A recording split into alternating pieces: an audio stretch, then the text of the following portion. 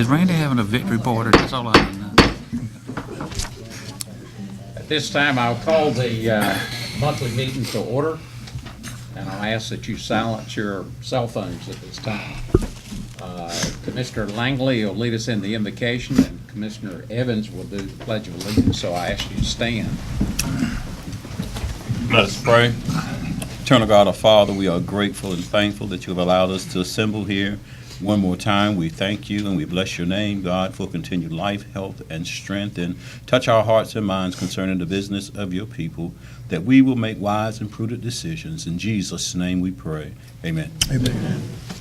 I pledge Allegiance to the flag of the United States of America and to the republic for which it stands, one nation, under God, indivisible, with liberty and justice for all.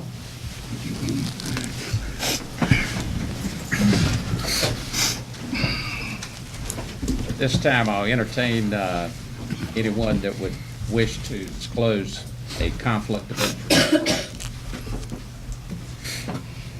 If not, we'll move to item number D, the approval of the agenda. Can I have a motion to approve the agenda? Mr. Chairman, Yes. I would like a closed session on personnel. Okay.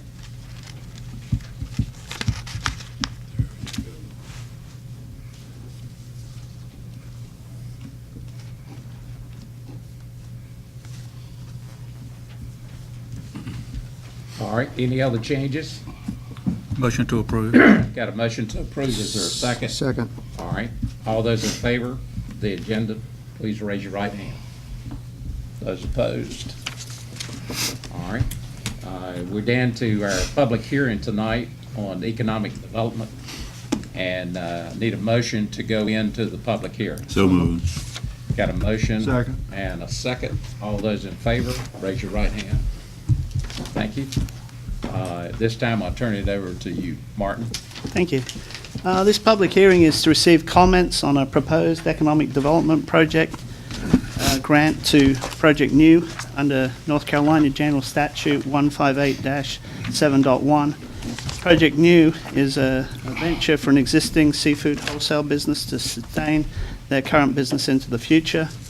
Other grants that are going to be possibly received by the company, Community Development Grant through the North Carolina Department of Commerce, some funding through Tideland EMC, possibly from DOT and the Golden Leaf Foundation. The renovation is an existing structure owned by the company of $1,260 on the tax books. They propose to invest $1.5 million in the building to bring it up to standard for their process, and then another $250,000 to invest in equipment. They anticipate at full production to employ 25 full-time employees and 30 seasonal employees. The grant would be for 5 years, approximately $52,000. Any comments or questions from the commissioner? We didn't have anybody sign up for the public hearing. Is there anyone in the audience that would like to speak on behalf of?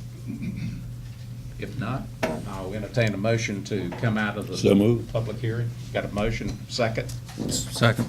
and a second. All those in favor, raise your right hand. Okay, thank you. Thank you. Okay, we're down to the public comments section, and our first one is Ms. Bryan. This was a call-in. Is she here? Bobby, is there anyone outside? Okay. All right. The second one is Mr. Harris.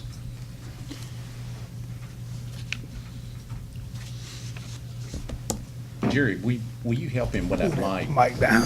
Martin. I think.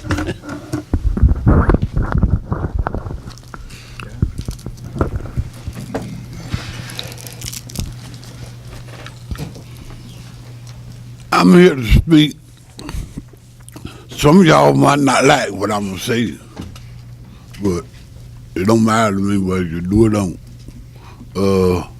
Now, when this flood came,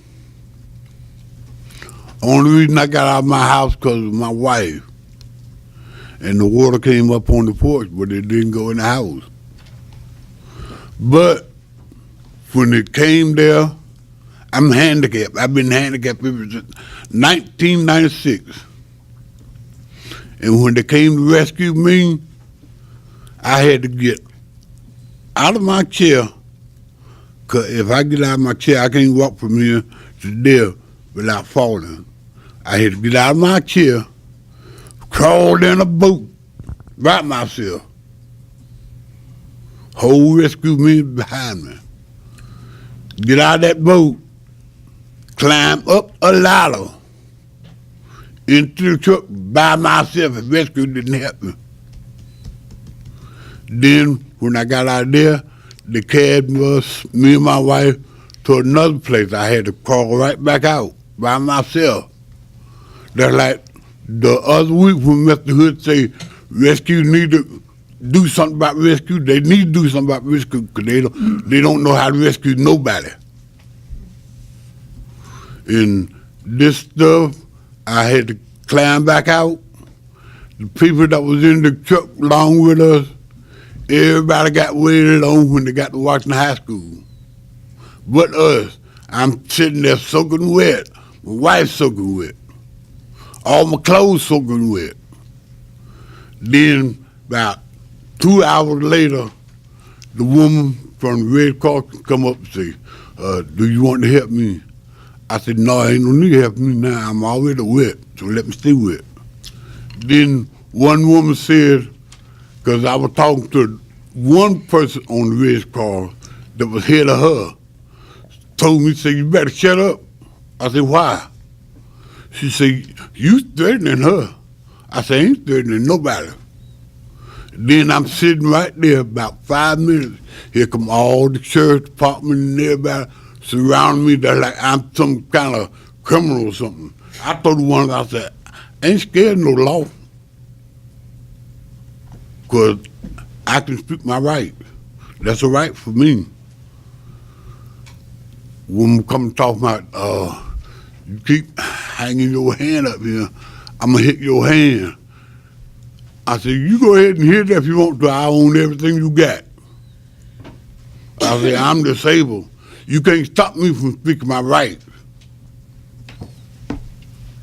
And she left me alone for about 5 minutes. Then, after everybody else got waited on, the first thing that happened when we got to Washington High School, the woman asked for me and my wife card from Social Service, Medicaid card. And I was wondering, this rescue? Rescue, you don't pay for no rescue. And I talked to somebody else about it that worked with another company that dude was working during the rescue. Said all the rides were free that day because that's part of the rescue. And you know where I ended up at? Way in Goldsboro. I ain't crazy. Then social worker told us, say, if you get there, we're going on the Medicaid card. You get there, we promise we'll get your way back. They didn't get us way back. Now, I've been watching all my life. When we kept asking, could we go home? She said, no, you can't go home because Washington underwater. I said, you on Washington ain't underwater. So, down from us and behind us, people going home to Plymouth. You got to pass right by my house before you get to Plymouth, before you even get to the hospital, but the road closed.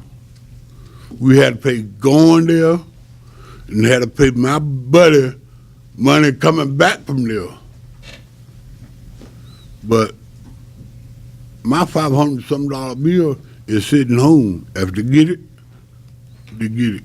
But I don't think they're gonna get it from me because I ain't gonna pay them. And I had to give my buddy $60 to bring us home. We came all the way through Washington. No water nowhere. And you know the first thing I saw was one of them gray and red ambulances over to the ducks getting filled up.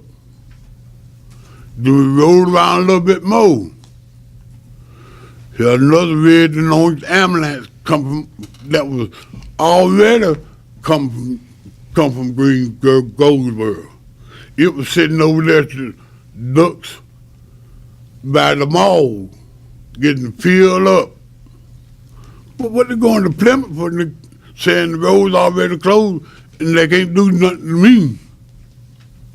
See, you need to work on the rescue squad, but they can rescue somebody that's handicapped. Suppose I had failed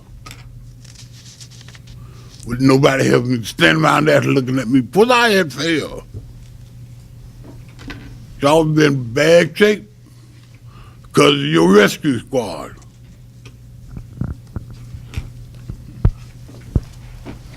But the next time when something like that happens, me and my wife have made our minds up.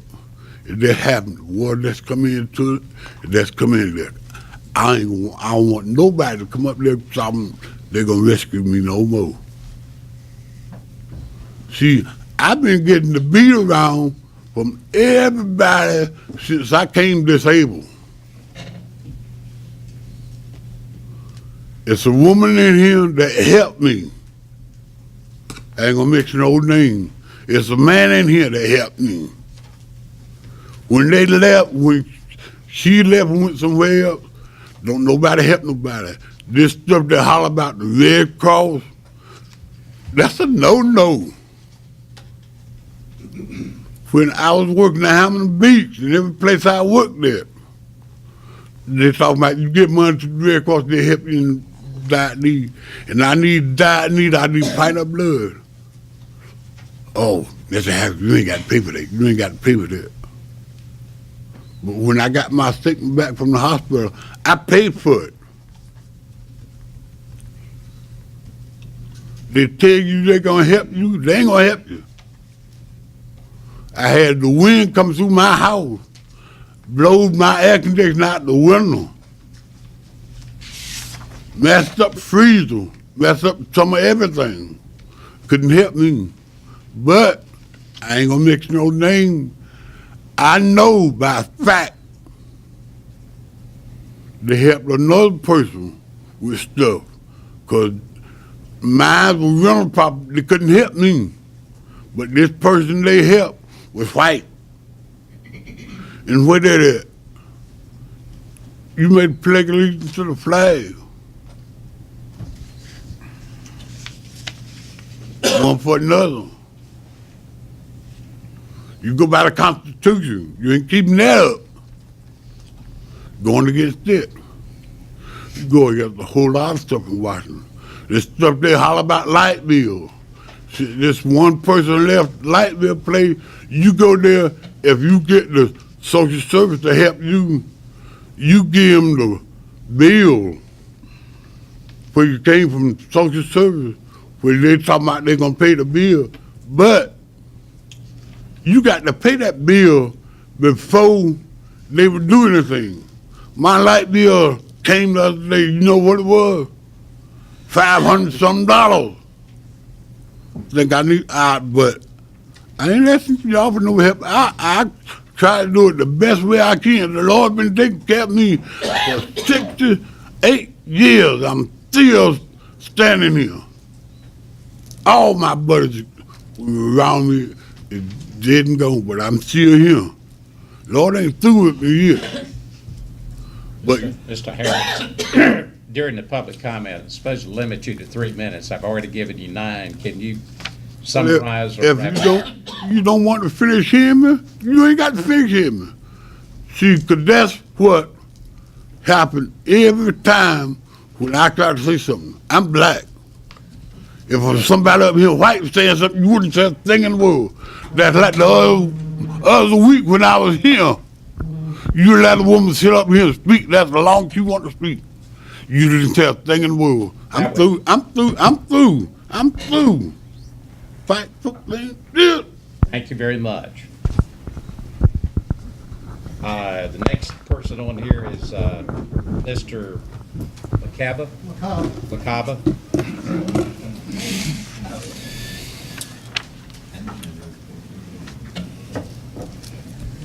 There was a vote last October 1st at a board meeting here on a planning board vacancy. And I don't quibble with the results of the vote. I've won votes and I've lost votes. What I take exception to is the manner in which the vote was arrived at. And I'll continue. I wish these comments weren't necessary, but they are. In July, I learned of a 3-year vacancy on the county planning board. The vacancy was in the Bath district. Being a resident of Bath, I decided to apply for the position. I filled out the application and mailed it. Mysteriously, that application disappeared. So I filled out another application, mailed it, and it was received on September 7th. In the interim between September 7th and the board meeting on October 1st, I decided to speak to the board about my qualifications for the position. I appeared for the board meeting, grabbed an agenda, and signed up to speak. Being an observant person, I noticed that one of the board members recognized me. He knows me because I took him to task for an election year postcard sent to my home, denigrating Donald Dixon and implying Mr. Dixon was Hood Richardson's lapdog. After spotting me, the board member walked to the sign-up podium and noted my name. No sooner had the meeting begun than Mr. Brin moved the planning board vote to ahead of public comments when previously the vote had been planned well after public comments. Pretty slick move, Mr. Brin, and in keeping with your character. I don't know what you're talking about. It seems that, of course you don't. I sure don't. It seems that the Gang of Six had recruited someone else at the last minute to fill the position, therefore depriving me of my opportunity to speak on my behalf. So tonight, I thought I would do what I intended to do on October 1st, and I'm not going to bore the people out here because I still have some humility. I left with the commissioners a list of all the voluntary activities I've done over the years since 1951 up to last year, 2017. So I guess you could say I worked successfully with thousands of people of all ages, colors, classes, genders, nationalities, and races. My education and experiences taught me to question, be creative, think freely and independently, and how to work with people. This board abhors these qualities because diversity of thought is anathema. Groupthink is the order of the day.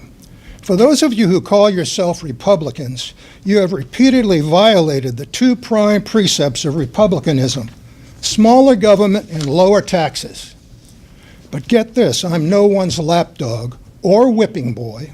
I'm not guilty by association with anyone. Rather, I question the character, honor, integrity of this board. You know, most people think my name is French. Wrong, you messed with the wrong Sicilian. Thank you.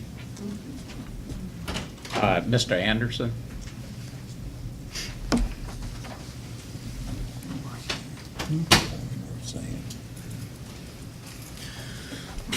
Good evening.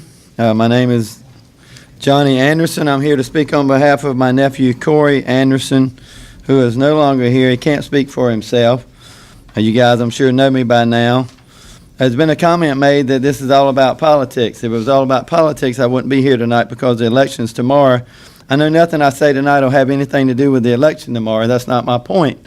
What I'm saying tonight is about a person, a 35-year-old young man who was my nephew. You, the commissioners, have asked the sheriff to bring his policy on notification when an inmate is hospitalized in serious condition. You've asked the sheriff to do that. We, Corey's family, have been asking for 18 months. We need to know why Corey's emergency contacts were not called. What will the policy reveal? Will it lead to more questions? Will it keep the same thing from happening to another family and their loved one?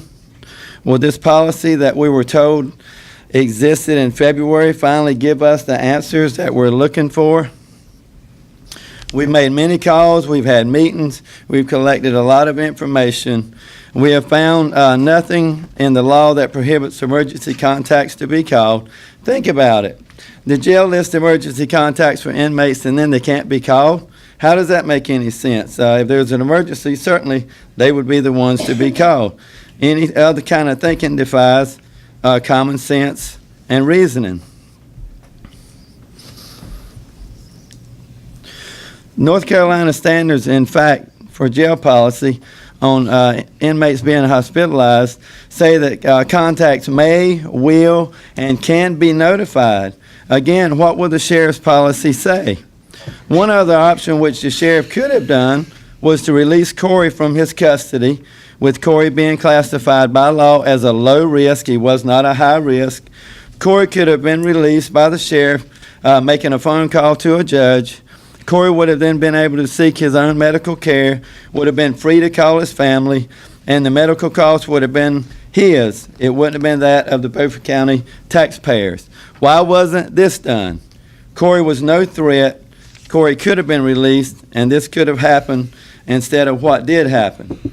If this had been your loved one, or if this had been you, and your family had to been notified, and you had to laid up there in the hospital under the custody of the sheriff, and never seen your loved one, never been able to look them in the eye, them never have been able to look you in the eye, maybe tell you that you love you, maybe give you a hug, whatever it would have been that would have been done. If that had been you or your loved one, would that have been okay with you? I ask you that tonight. If it would, please raise your hand and tell me that that would have been okay. I didn't think so. I don't think it would be okay with any of you guys. Thank you for the opportunity to speak. God bless you, and God bless the United States of America. How about that? Thank you. Yes, sir. Mrs. Moe.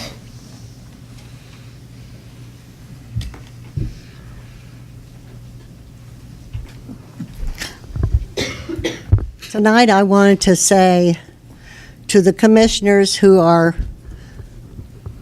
ending your term of office that I, as one citizen, appreciate what you've done for this community all the years you've served on here. You're not always right, you're not always wrong. But from listening to some of the people tonight, it sounds like you're always wrong, but I disagree. I think you do the best you can for the people of the community, and I would like to commend you for that and thank Ron Buzzio for his service. Too bad that you decided not to run again. Also to Jerry, I wish you a lot of luck on the positions you're trying to seek. And Ed, I hope you're elected again. You're a pretty good guy.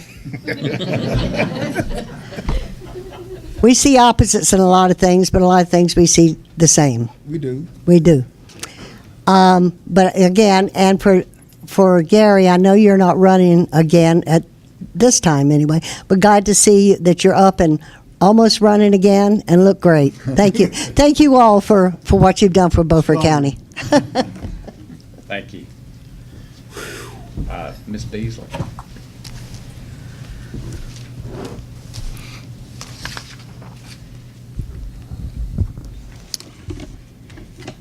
Good evening, Commissioners. I'm Christina Beasley. I would first like to report that last Thursday, November 1st, the North Carolina Utilities Commission denied the application for the amended Certificate of Public Convenience and Necessity for the addition of land to the solar facility in Terracea. The Commission made this decision based on the concerns with maintenance of the ditches and the contamination of local water sources from the solar panels. I would like to thank the county commissioners who also understand the severity of problems that solar panels will have on the region, and if not properly placed and regulated.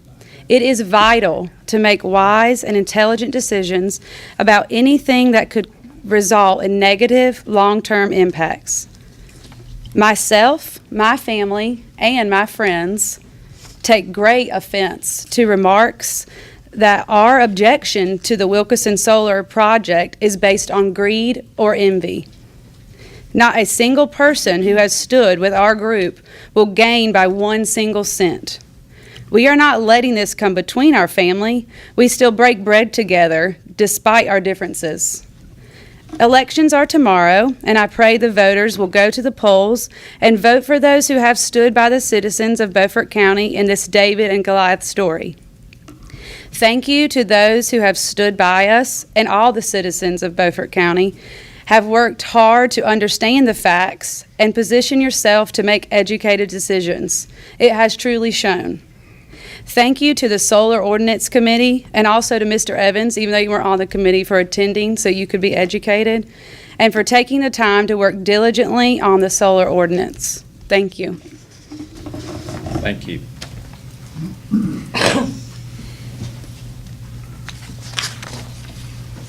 Dan, for items for consent, Motion to approve. motion to approve, is there a second? Second. All those in favor, raise your right hand. Those opposed? All right, items number H, items for discussion. The first one is the federal election subpoena update. Commissioner Richardson. Well, I think we should have an update on this voting, honest voting in elections, and people who are citizens voting in elections, and people not defrauding the election process by voting 2 or 3 times is important to the success of our democracy. So the purpose in this was to ask Attorney Francisco if he would bring us up to date on what is happening with this.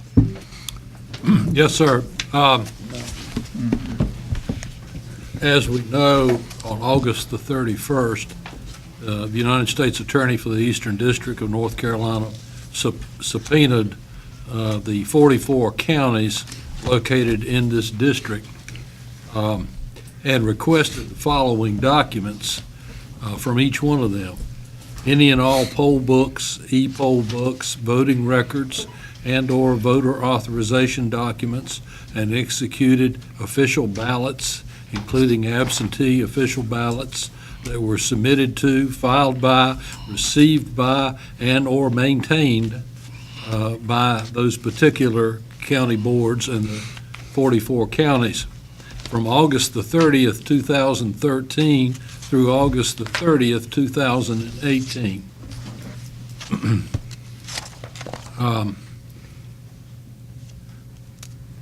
We've had numerous calls between the county attorneys and the North Carolina Association of County Commissioners during the months of September and October.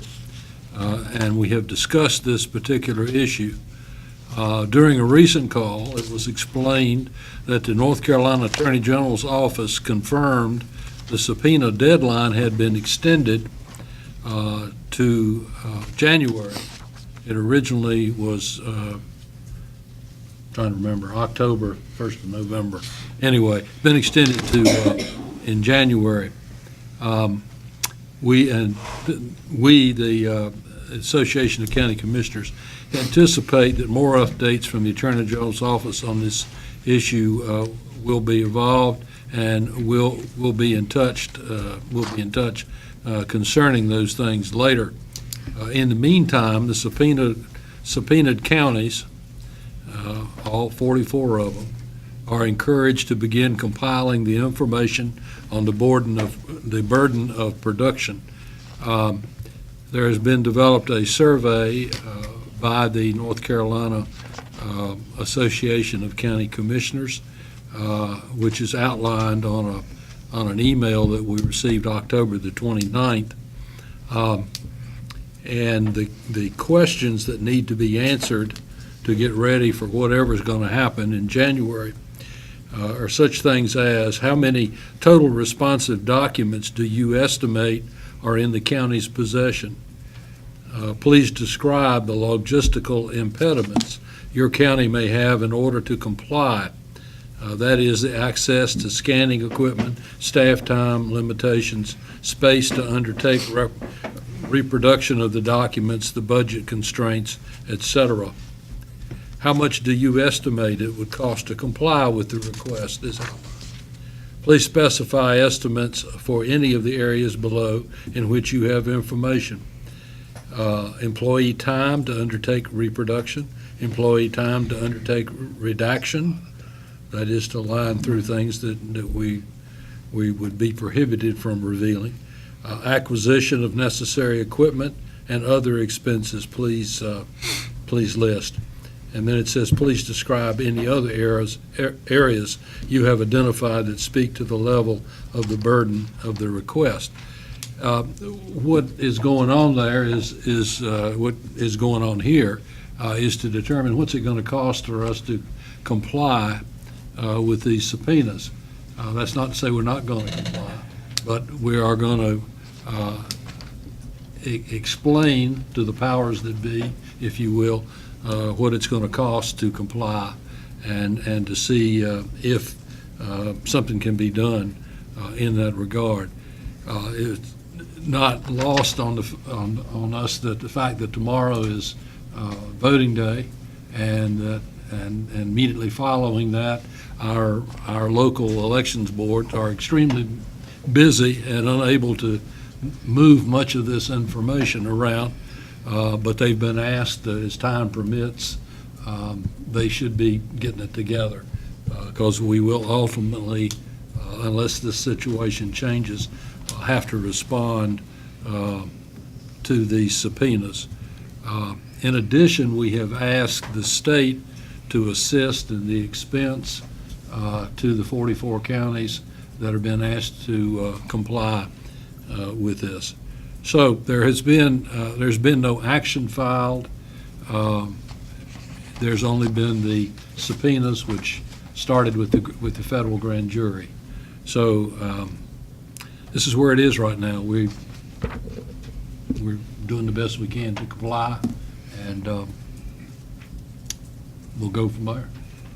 Thank you. I think it's important for the public to know that this board has not voted on anything to do with these subpoenas.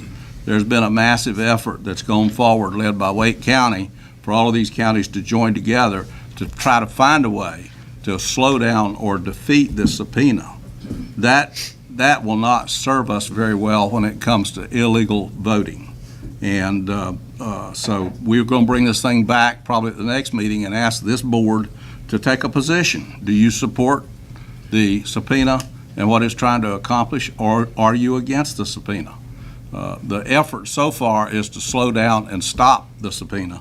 I understand that the subpoena can be renegotiated and a new subpoena issued, but we don't have a position on it right now. And I don't want us to wind up in a position where we are supporting the doing away of the investigation that has to do with illegal voting and people voting 2 or 3 times and all these other things that go on about voting. This is an opportunity to clean it up. Okay, that takes care of me on that one. Okay. Item number 2 is the FEMA maps update. I think, Brian, you've got information in our book. I did. It was a request from Commissioner Richardson. Yeah, well, I'd just like your report on what's going on with this. You have a copy of an email in your agenda. I'd be glad to read that so the public will have the information as well. I reached out a couple weeks ago to Mr. Randy Munt, who is the outreach coordinator for Department of Public Safety Risk Management Section, handles the FEMA flood maps, or the firm maps. He had provided me an update on October the 1st, which I provided to you, and I was following back up with him to determine where we stood on that and where was that timeline still approximately the same. He replied back to me, and what I'll do is I'll read for you my question and what his response was. So based on the report that he gave me on 10/1, my question to him was, or my statement, I guess, just to follow it to make sure, was the DPS was about 3 weeks behind due to the hurricane. His response was perhaps add an additional 2 weeks due to Hurricane Michael. My second statement in question to him was preliminary map provisions that were scheduled to go out the end of October is what we've been told in October. He said, we've put in a request to FEMA to issue revised preliminaries November the 30th. So that slipped by a month. My next comment was the 30-day comment period should be through the end of November based on that previous. His reply was because new data being used for the revised preliminaries wasn't provided by the petitioner, FEMA will require a new 90-day appeal period. He says, this was a surprise to me. I'm sorry I didn't have the proper understanding when I wrote you on 10/1/18. My question was if there were no issues after the end of the comment period, which we had anticipated to be in November, would the request for the letter of final determination from FEMA be in December? And he wrote back and said, based on an 11/30 issuance, the 90-day appeal period should start February, March of 19 and will end May or June. After a 30-day cooling off period for FEMA, we'll request a letter of final determination in the June, July 2019 period. My final question was the 6-month wait period after issuance of the letter of final determination could make the maps effective in the summer of 19. His response was looking at the December 2019 or January 2020 for the effective date. He said, I'm sorry for the delays, both internal and beyond our control. My belief is that since we've already provided the draft data mapping for the appeals and received confirmation of acceptance, I frankly don't expect any further challenges, comments, delays, so long as we get FEMA to allow the revised preliminary release on 11/30. So that's. Thank you for that report. Here's the slide. As you can see, the more we ask, the longer this thing gets delayed. And we really need to be talking to our federally elected officials because they're sort of in control of this, because this is nothing in the world but bureaucracy on top of bureaucracy and people that are not doing their jobs that work for the state and the federal government. It's just that simple. And there's $5 million of insurance premiums in Beaufort County alone that can be saved if these guys will just get these maps out. That's a lot of money to circulate 2 or 3 times in Beaufort County. So there are a lot of people who are paying. I talk to people, we do this work, $6,000 and $7,000 for flood insurance is not unheard of. Some of these people are going to be out of the flood zone when the revisions come. So I implore this board, and I'll have it back on the agenda next month if we don't do something this month, we need to be talking to our state senators and our elected representatives from North Carolina on this thing, because they can get together and put enough pressure on these people to actually do something. Because it's foot dragging, that's all it is. 2013 is when the requirement was to have the new assessment, because that's when the 100-year flood period ended that all of the design was based on for the original maps. So what are we going in? We're going to be 7 years late with this? That's typical of the government.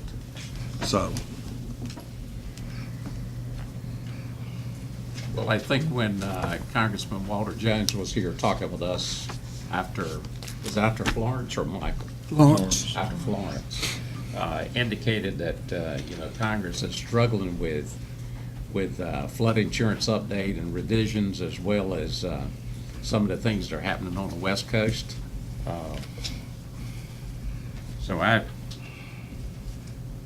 Like you say, it appears that they just keep kicking it on, and the premiums are not enough, is what they claim. So it's going to be hard for them to give up the $5 million. I think it's part of it. I think that's part of it too. Okay, we're down to items for decision. The first one is the water bill adjustment request. Sandra Smith.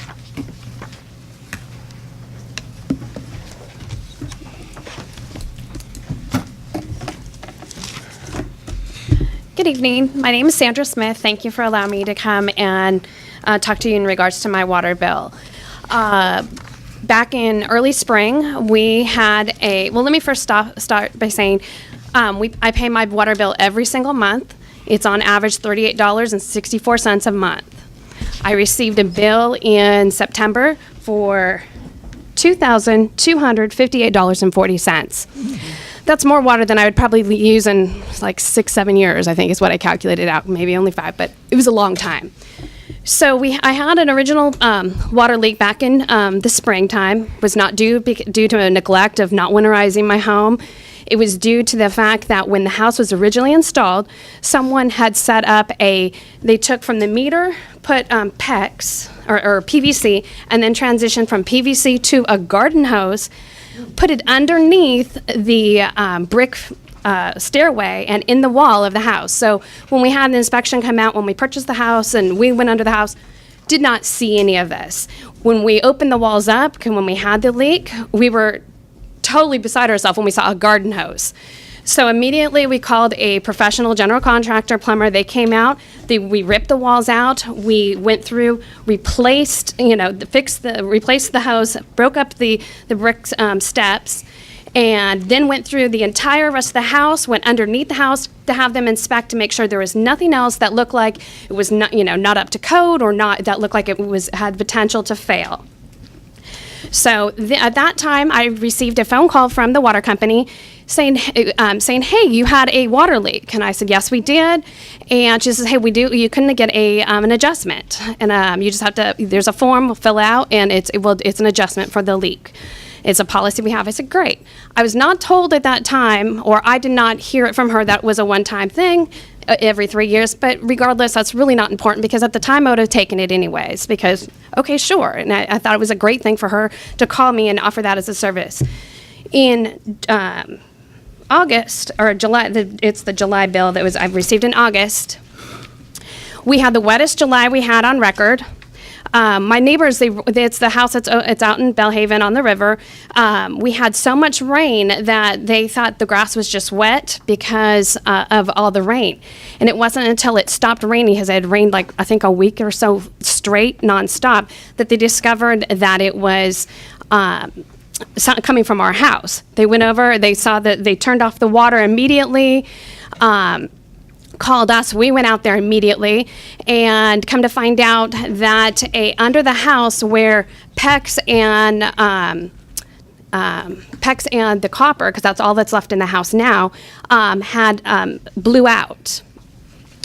So we immediately had that fixed, and I actually called the water company at that time saying, hey, we had this leak. We didn't know how long it had been leaking. And it wasn't until I got the water bill that we saw the amount and how much. We asked the professionals, that came in, because we said, hey, look, we've done everything that we could possibly humanly do to make sure we didn't have another water leak. When we're gone for extended periods of time, we turn off the water. We were gone a couple weeks longer than normal because we had some out-of-state business to handle. But like I said, our neighbor handles watches over the property. The professional told us what possibly could have happened, because he said, look, it didn't look like it was damaged. It didn't look like he said what possibly could have happened is we could have had water hammer. And he said that could happen in your own backyard. It could happen a mile from your home. It's just something, it's a pressure in the lines, and it just happens to be you had the weak spot or whatever. And basically, there's no way to really prove if that actually happened, if what it was. All we know is we did everything we could do in our power to make sure we didn't have another issue with a pipe bursting or breaking. The one thing that I can say that was neglectful, or the only person that was neglectful in this entire situation, I'm not trying to point fingers at anyone, is actually the meter reader. The meter reader actually, because it was raining, was probably in a rush, went checked the water meter, and even though it was running, didn't stop and say, wait, there's a problem here. We should have, let me notify the homeowner, it shouldn't be running like this, turn it off. But they didn't. And the reason I say that they did that, because the leak actually ran over onto the second bill. So someone from the water department actually went and checked the meter. And so that I think is not fair to me as a resident, because as a professional, I mean, just like I asked the water company, I said, don't we have any type of monitoring systems, anything that gives like a red flag that says, hey, we have an excessive amount of water going out here, over here in this area, we probably need to send somebody out in the next day or so to check it out. You know, one, it's going to save water when you have water shortages and things of that nature, but also it helps, you know, alleviate situations like that, like this. I ask, you know, is there any, a lot of the utilities that I have at my other home are electronic, so, you know, they don't even get out of the car, it's all electronic. If something flags it and says, hey, there's excessive use, they get out, physically look at that unit, they go back out a second time. I was told that our water facilities is getting ready to install those, and we should have them in the next couple months, which is fantastic.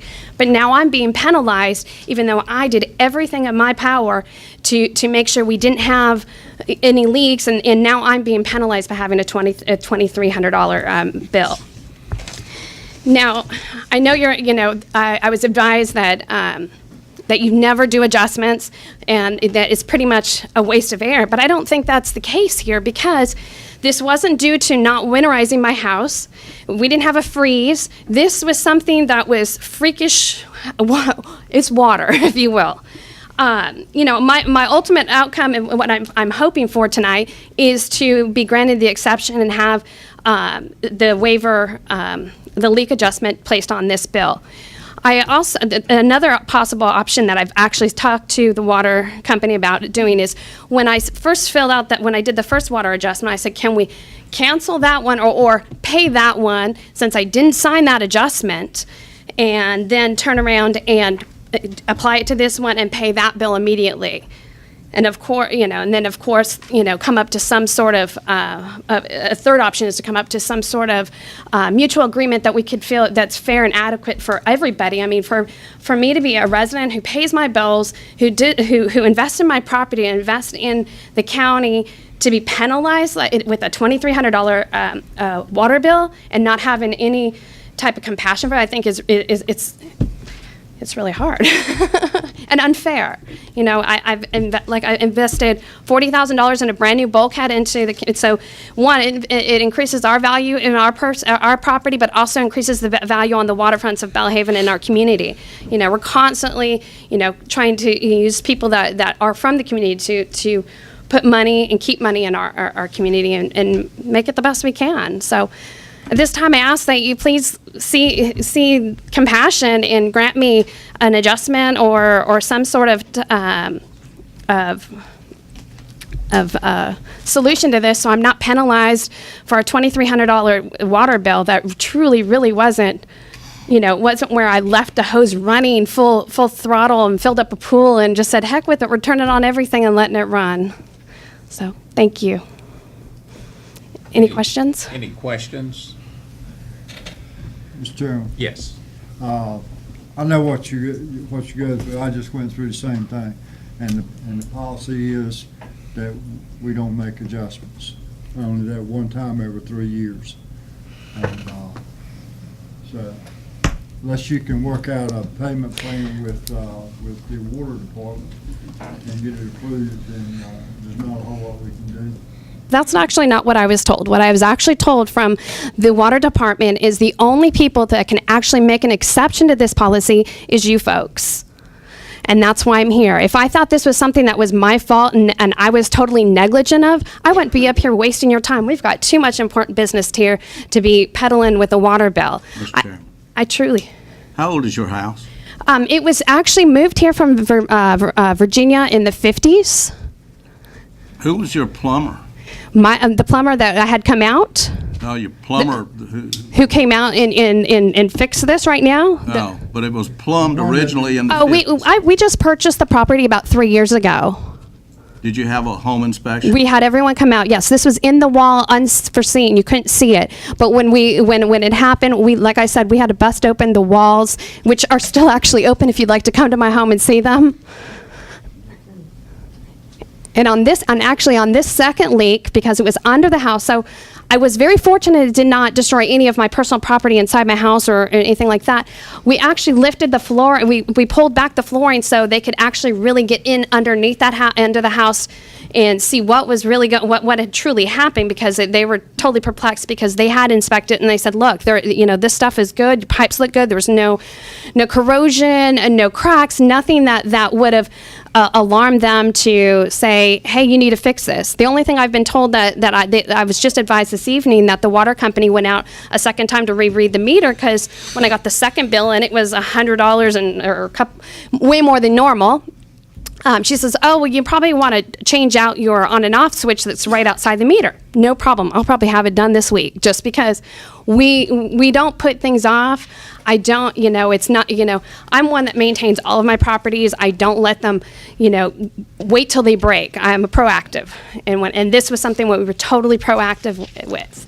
And I think that this is a situation where I think there should be an exception to the policy, and then maybe at this point, motion to have the policy looked at and modified in some way, because, as a citizen, a $2,300 water bill is excessive. I mean, it's not, and the, it's more. I couldn't use all that water. And the thing is, if we want to get really silly and crazy technical, the water's being recycled, and the county's gotten it right back because it's going right to the water, the aquifers. So I mean, we can be sillily technical, but I don't really want to do that. I just want to have some leniency and some compassion for this situation, and maybe make this the first win of the today and tomorrow, that we do an adjustment of some sort, or like I said, or just do a secondary adjustment. Like you said, you can only do one adjustment. Well, I can understand that, but if we take and I void out the first adjustment and pay that, I think that would be fair to do that and then put the adjustment towards this bill. I think that's a fair compromise versus if you're not inclined to say, hey, we're just going to give you a secondary waiver. Sorry. Go ahead. Any other questions? Does any of the staff have any comments? They were very, very nice, just for the record. I mean, I've never had a bad experience ever. I will say, after speaking with Ms. Smith, she is on automatic bank draft services, so I told her until this was resolved that we would just bill her the minimum, which is $38.64, because it is a second home and no one's there. She has accumulated late charges because of that. So, however the board directs, I'm willing, I can adjust off the late fees that she's accumulated for waiting to be heard. So. Mr. Chairman, I feel like as far as late fees go, it's well within the policy and within our authority to adjust those if Ms. Smith agrees to a payment plan.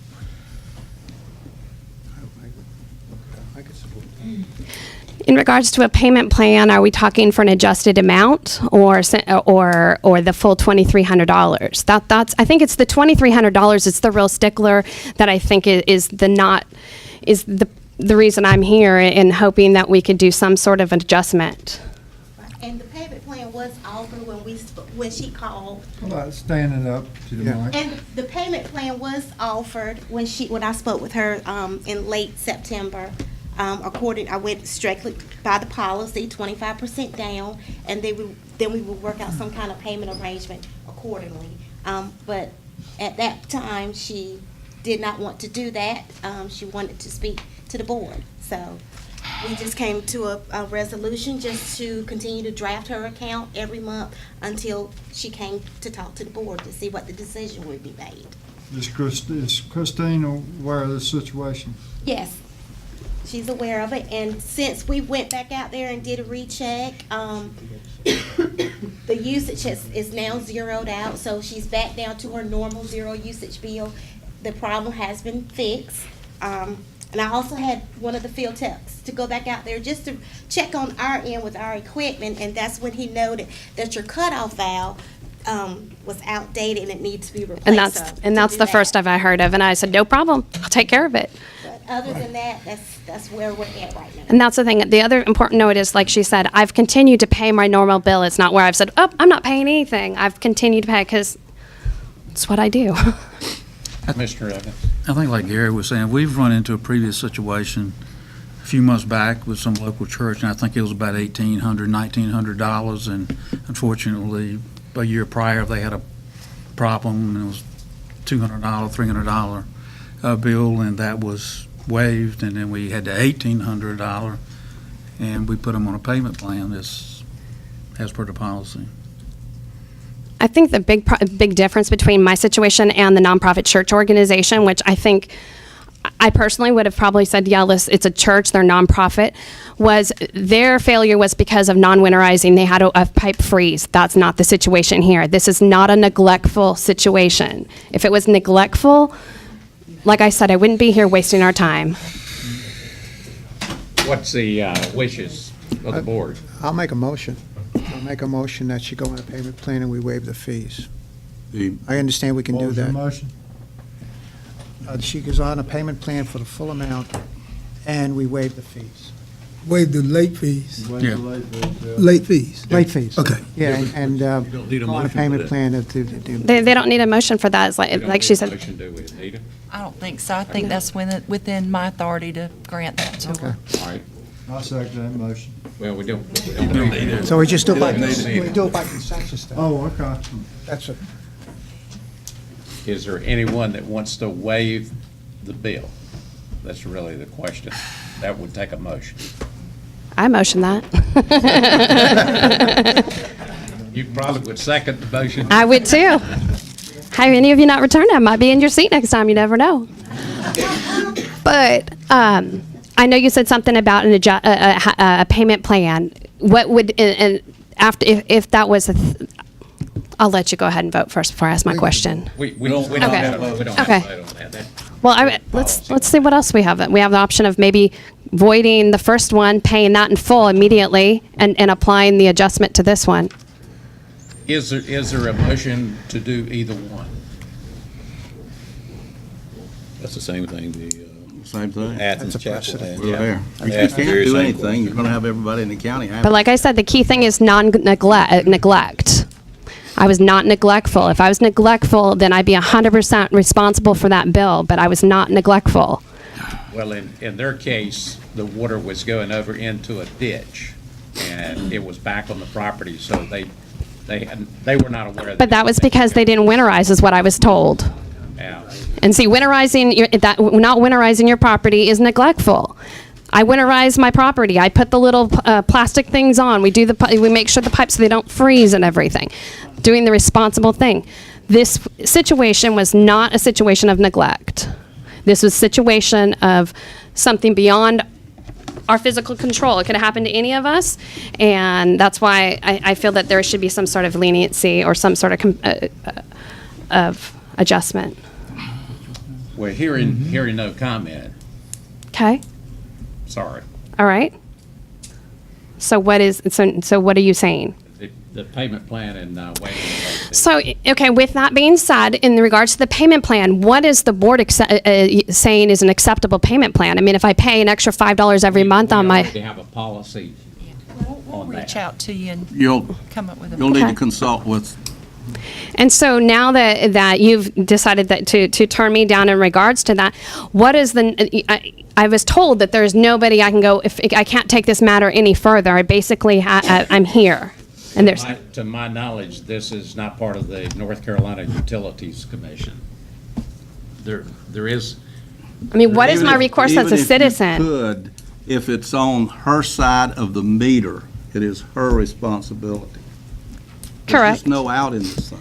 So but in regards to the first adjustment that I put, I never signed it. I didn't even fill out the Mr. Chairman, I form. move we move to the next item. okay. Sandra, Yes, sir. thank you. Thank you. Have a good evening. Thanks. All right, item number 2 is Economic Development Grant, Project New. Martin? Thank you. So this is a continuation from the public hearing. The request is to provide an economic development grant to Project New to establish a seafood processing facility in eastern Beaufort County. As was discussed earlier, the project would be a total grant of about $52,000 over a 5-year period. That would be 2019 to 2023, assuming the company invests $1.5 million in building upfit and $250,000 in equipment. Just in terms of the location of the facility, the unemployment rate in that area is about 7%, and the poverty rate is much higher than the average in Beaufort County. The economic development grant would only be paid after the county has collected property taxes for the particular year in question, and also would mirror the community development block grant rules that the 25 jobs be created through the economic development grant in the first 2 years and be held for 5 years. So that'd be through 2024. So the request is from the staff that the Board of Commissioners vote that the county manager, myself, and the attorney work with Project New to provide an estimated $52,000 economic development grant to support with other economic development allies the creation of 25 full-time jobs, an investment of $1.75 dollars in the project. Million. Did I just? Oh yeah. Sorry. 1.5 million. We're not talking about paying $52,000 up front. We're talking No. about over 5 years after Yeah. they have paid their taxes. Yeah. So moved. Okay. Second. All right, got a motion and we got a second to take that recommendation from Martin. All those in Fred, can I favor? ask you one question? Yes. Yeah. How long has this place been in business? It's not. The new operation would be new, but the company that is behind it has been, it's a family-owned business, and I'm afraid I don't know totally the answer to the question, but I Years. believe Years. many, many years. Years. I would imagine over 20 years. Long Between enough. 20 and 30. Yeah, 20 and 30. Thank you. Okay, any other comments? Nope. Question? All those in favor, raise your right hand. Thank you, Okay. Martin. The grant from the Department of Commerce will be voted on December 13th, and I assume there'll be some sort of press release after that. Thank you very much. Thank you. Next is the draft Beaufort County Solar Energy Facilities Ordinance. Jamie? Good evening. So the Solar Committee worked with the Planning Department to develop the draft Beaufort County Solar Energy Facilities Ordinance. At the October 1st, 2018 regular meeting, the board voted 5-2 in favor of adopting the ordinance. Statutes require that for an ordinance to be adopted at first reading, it must be a unanimous vote. The first vote was not unanimous, so a second reading and vote is required. Hopefully, everybody's had time to review the draft ordinance in its entirety. I'd be glad to answer any questions you might have before you take a vote. This was on the agenda the previous month. Any questions or comments before we take a vote? I have some comments. All right. I'm not going to vote for this for the same reasons that I gave last month. We have never done an ordinance that was not vetted by the entire board. The committee put this ordinance together. It's only 2 or 3 people's thoughts. There are a lot of things that are subjective in this. We had an ordinance. Keep in mind, we had an ordinance. This ordinance, the purpose of this ordinance is to slow down or stop solar development in Beaufort County. I realize there are a lot of sins that go with the solar industry. They have carried sacks full of money to politicians in Raleigh and sacks full of money to politicians in Washington, D.C. to get benefits that are highly unusual. And they have the right to raise your power rates, the utilities that use these things, without going through the Utilities Commission. Those are on the upper end. I can't do anything about those. Citizens in Beaufort County that have land have an opportunity to make about 5 or 6 times as much in 1 year leasing to a solar company as they would farming. I'm for the farmers and the landowners in Beaufort County. If they have an opportunity to make some good money out of this, it is not up to me to punish them because of the sins of state and federal politicians. And the other thing, this particular ordinance is drawn in such a way that it has a lot of subjective rather than measurable or scientific parameters to be met. And you're going to have some lawsuits over this before it's over with. So this is a cost Beaufort County money ordinance. The ordinance that we had is perfectly satisfactory to do what we need to do. And I can't support it because of that. It's going to hurt our property owners. They're not going to be able to take advantage of this. And number two, a lot of the environmental concerns that I hear about this are just about as phony as a $3 bill. And I'll be happy to debate anybody that wants to debate that anytime and anywhere about the untruths that have been told. How many people do you know that died from a solar farm? Answer, none. How many are sick? None. So this is a phony process, and I'm not going to be a part of it. I'm going to vote against it. Any other comments from anybody that was on Mr. the Chairman. committee? Yes, Mr. Chairman. And you mentioned it, we had a committee of 3 commissioners, plus Jamie, who's the head of the planning board, and the Mideast Commission. We reviewed a number of statutes around different counties. Legals look at it, so we know it's a legal document. And there's a lot of misinformation being thrown around. Number one, it protects the property owner and protects the taxpayer of Beaufort County. And that's what this thing basically says. It doesn't stop anybody from putting a solar energy facility on somebody's property. No circumstances. Now, you notice I don't use the word farm. Farm was developed by the solar industry to make the residents think of swaying cornfields in the wind. So there's solar energy facilities. That's number one. When I talk about protecting the taxpayer, there's a thing in here that's decommissioning. Currently, right now, if one of these facilities, and every 3 to 5 years, they change corporations, LLCs. So at the end of 20 years or so, you may not even be able to find it. Who's stuck with the bill? The way our existing ordinance says, it's the landowner. If you can't find the LLC.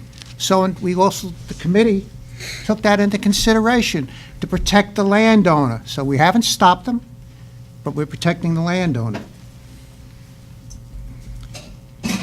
Because they have to put up a bond issue or a decommissioning fee.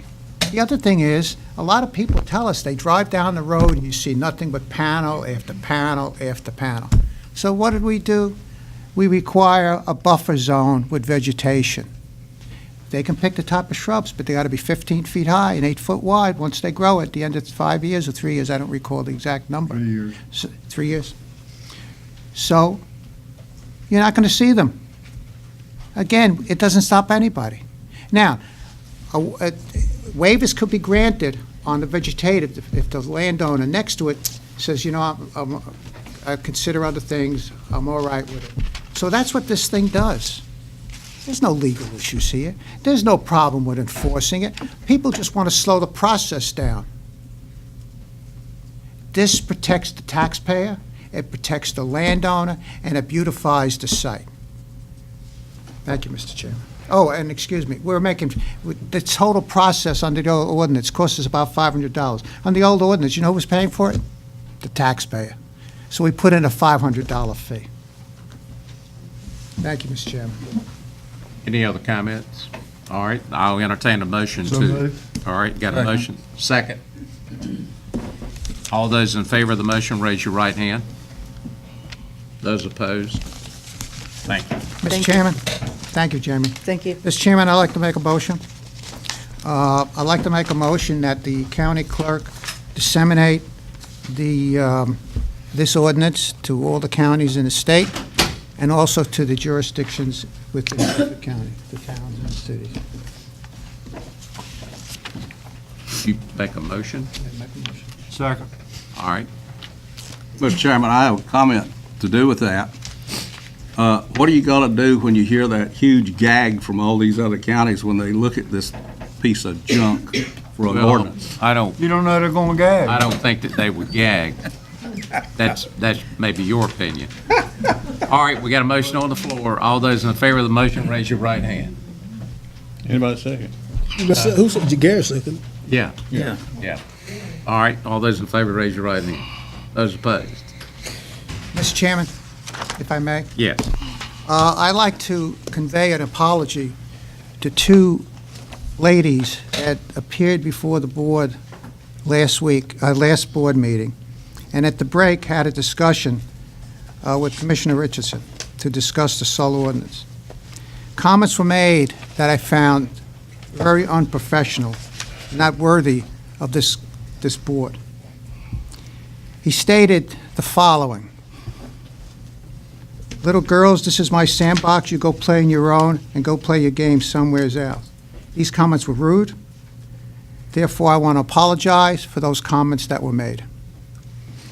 Mr. Chairman, I'm going to restate, I wasn't going to do this because it serves no purpose whatsoever. But since Commissioner Buzzio brought this up, I'm going to restate what I said last time. The big thing that's going on in this, and these guys got themselves dragged into it, is part of this family that's going to lease at least 600 acres of land is $1 million a year. Part of that family is going to get all the money. You're looking at those that are not going to get the money that are sitting here. This is a family fight, and both county commissioners have gotten themselves involved in it, that like they usually do, stumbling and staggering. So I did say exactly what you said to those ladies because they were very unreasonable, very emotional, and you can't deal with it. And I refuse to deal with it again. I'll make a motion, but I didn't make a motion. Okay, I just wanted to make sure. Apologize on behalf of the board. Not on my behalf. You apologize on behalf of the 6 of you that want to apologize, but you need to take me out of that. I'm not a part of it. I think I've been heavily involved in this since day one. A group of us went out and met with the board at Terrace Hill Christian School. The reason that we're in this box, and I won't call it a sandbox, but the reason we're in this box is because our original ordinance was not strong enough. For what? And to accomplish to what? eliminate setbacks and location and that sort of thing. So this ordinance goes far beyond that. I think at the end of the day, I live in farming community. I don't live in Smallwood, but I live in farming community. We are farmers. We have farmland, and you know, we don't always get along with our neighbor, but at the end of the day, the purpose of this was to try to make it a win-win situation for the communities. And I think we've done the best. You know, it's like everything else. When you go into courtroom, somebody's going to win and somebody's going to lose. But I've had a lot of people tell me that they're very happy with the outcome of this. So I feel strongly about it, and I'm very proud of the work that they've done. And I'm proud of the commissioners and our staff because we have worked behind the scenes because we didn't have the teeth. We didn't have the way that we could have handled this up front like we do today. So I apologize for anybody's feelings that's been hurt. So we'll go from there and we'll go into the next one. So item number 4 is the bid approval for the HMGP rescopement and FMA 2016. And Lisa, you going to explain all these acronyms? I'll explain as much as you want me to explain. I got pages of explaining. But the short version is that we are bringing before you tonight 2 structures that are part of the rescopement grant. And just to clarify, the rescopement grant, these are the last 2 of a 7-home project grant. And we're bringing before you the first 2 homes of the FMA 2016 elevation grant, and these are the first 2 of 5. I almost brought, and I didn't because it was so ugly. I have a huge 2 those big Post-it notes in my office that has all this. If any of you want to come by, I'll be glad to go through all of it. But that's what we're bringing before you tonight. And I brought you each had the bid tab. And if you look at your bid tab of the 4 structures that were all bid on, and we did hold a pre-construction meeting, that was August the 30th. And our bid opening did, just as a side note, it did get delayed because of Florence. So we had to back that up a few days, but we did open them. And Gilbert Everett was awarded all 4, actually. And just so that you are aware, because I thought someone might ask me, Gilbert Everett currently does not have any projects under construction with us. This will be the only 4 he'll have. If he had had other projects already in progress, then that could have been an issue for him to take all 4, but he doesn't have any, so he's perfectly capable of handling that. Okay. Yes.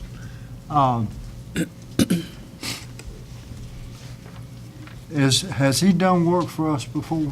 Oh, yes, sir. Yes, sir. Okay. Yeah. His work is pretty Yes, sir. good.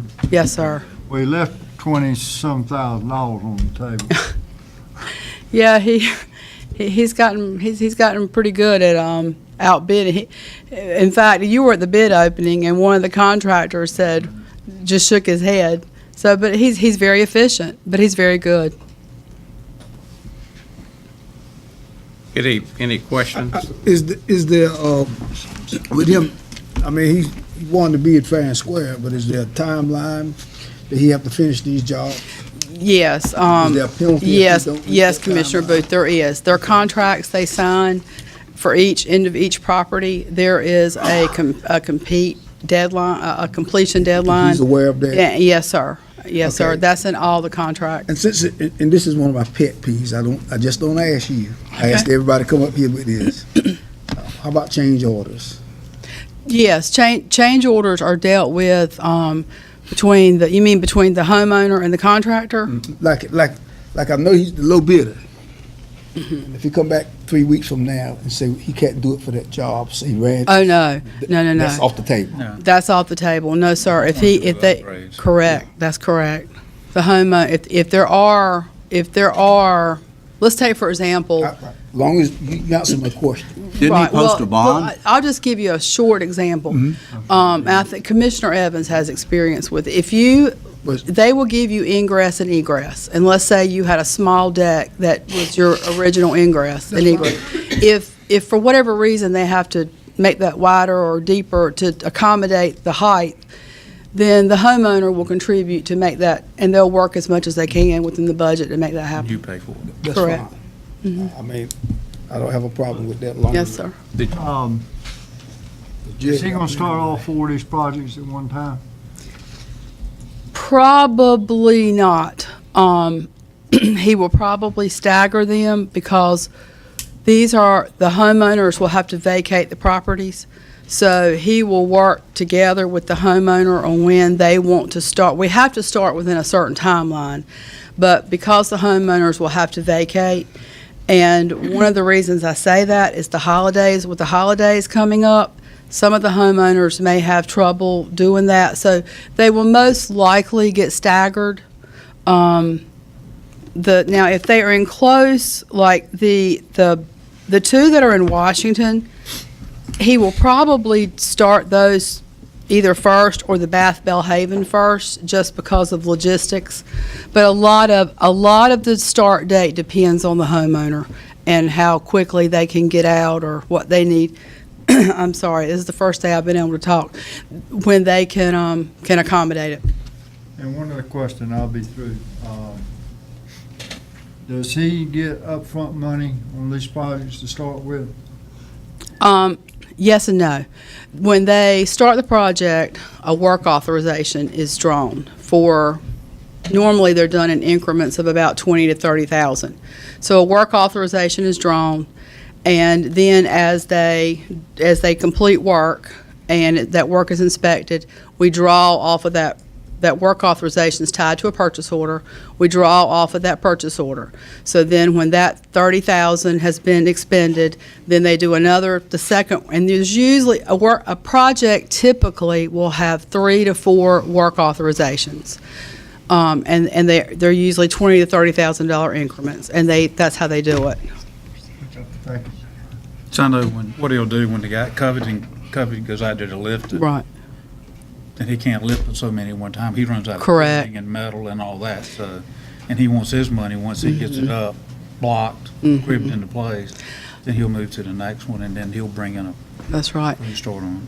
And the other thing two things that could potentially delay the starting of these is the fact that we've got so much work right now happening in Carteret County, Onslow County, some of the counties that were hardest hit, that we are going to be in a real competition to even get these, and weather. We're going into the worst part of the year weather-wise, so. Mr. Chairman, Yes. I'd like my turn. I won't be supporting any more of these kinds of projects. I've sat here for 22 years. I saw these things start off as fixing some person's house that couldn't repair the roof, as making other minor repairs, $10,000 and $15,000.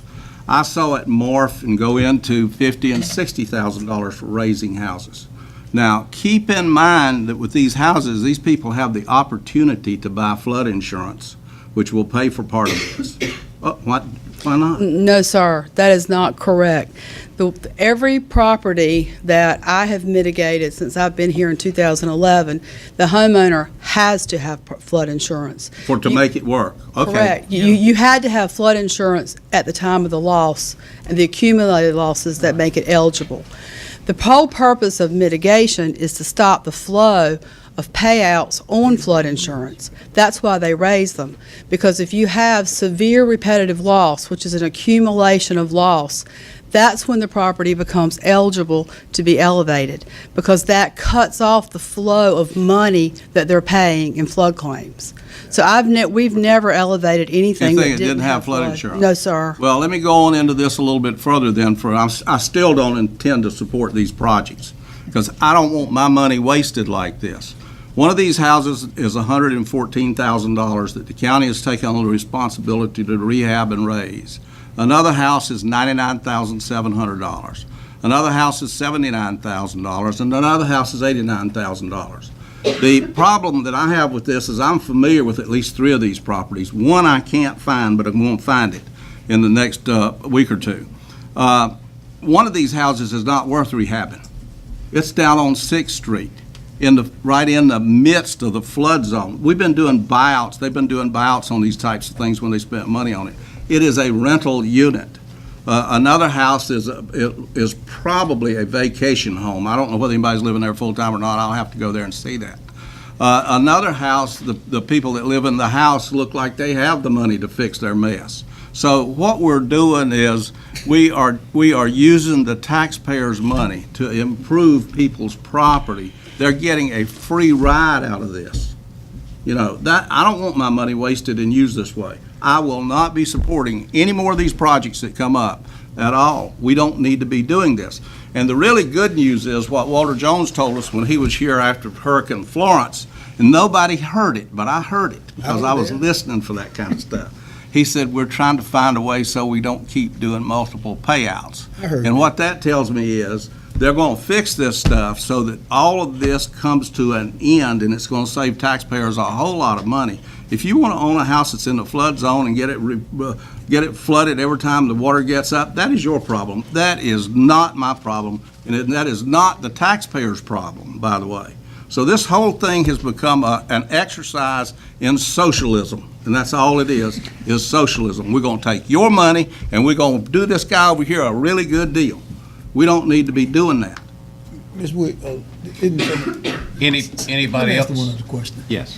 Isn't some of these homeowners paying a percentage of this money to have the house raised on some of them? Some of them. Yes. Some of them are Full 90-10. Yes.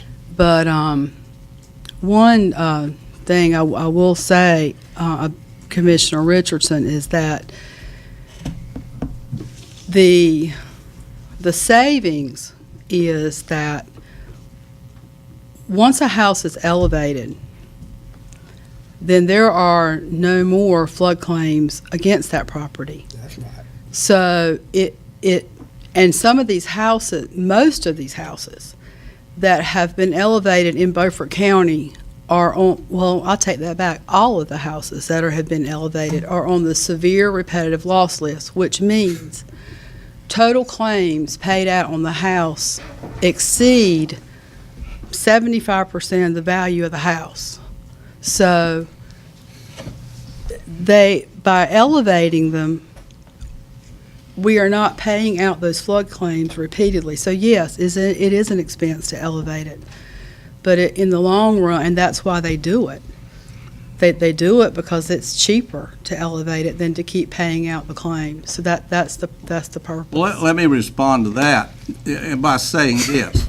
If you're living in a house and it's flooded one time and you get paid for that one time and you continue to live in it while it's flooded again, that is your problem. And I'm hoping the federal government is going to fix this for a one-time payout instead of this becoming a huge exercise in socialism. And that's all it is. Well, I was there too, and I heard Mr. Jones say exactly what you said, Mr. Williams.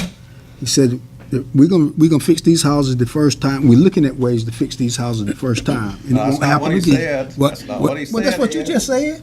That's not what he said. And if you do it again, you're on your own. And if you raise a house, if you elevate a house one time, it don't have. Now, like he said something. My house been flooded 3 times. I haven't had it elevated, but it's a good, decent house to live in. I mean, I ain't gonna die in it because it's flooded.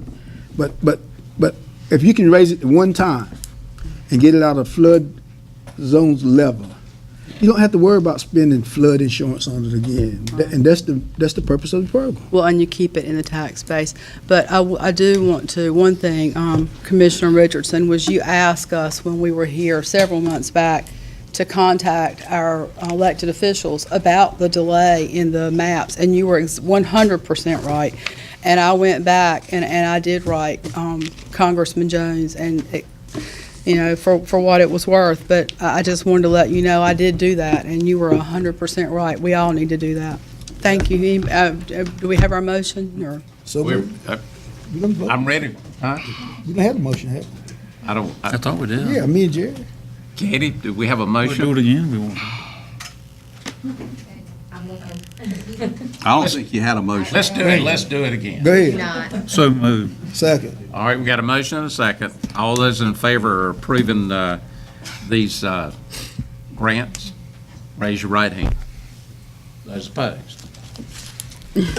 Thank you, Lisa. Thank you, Lisa.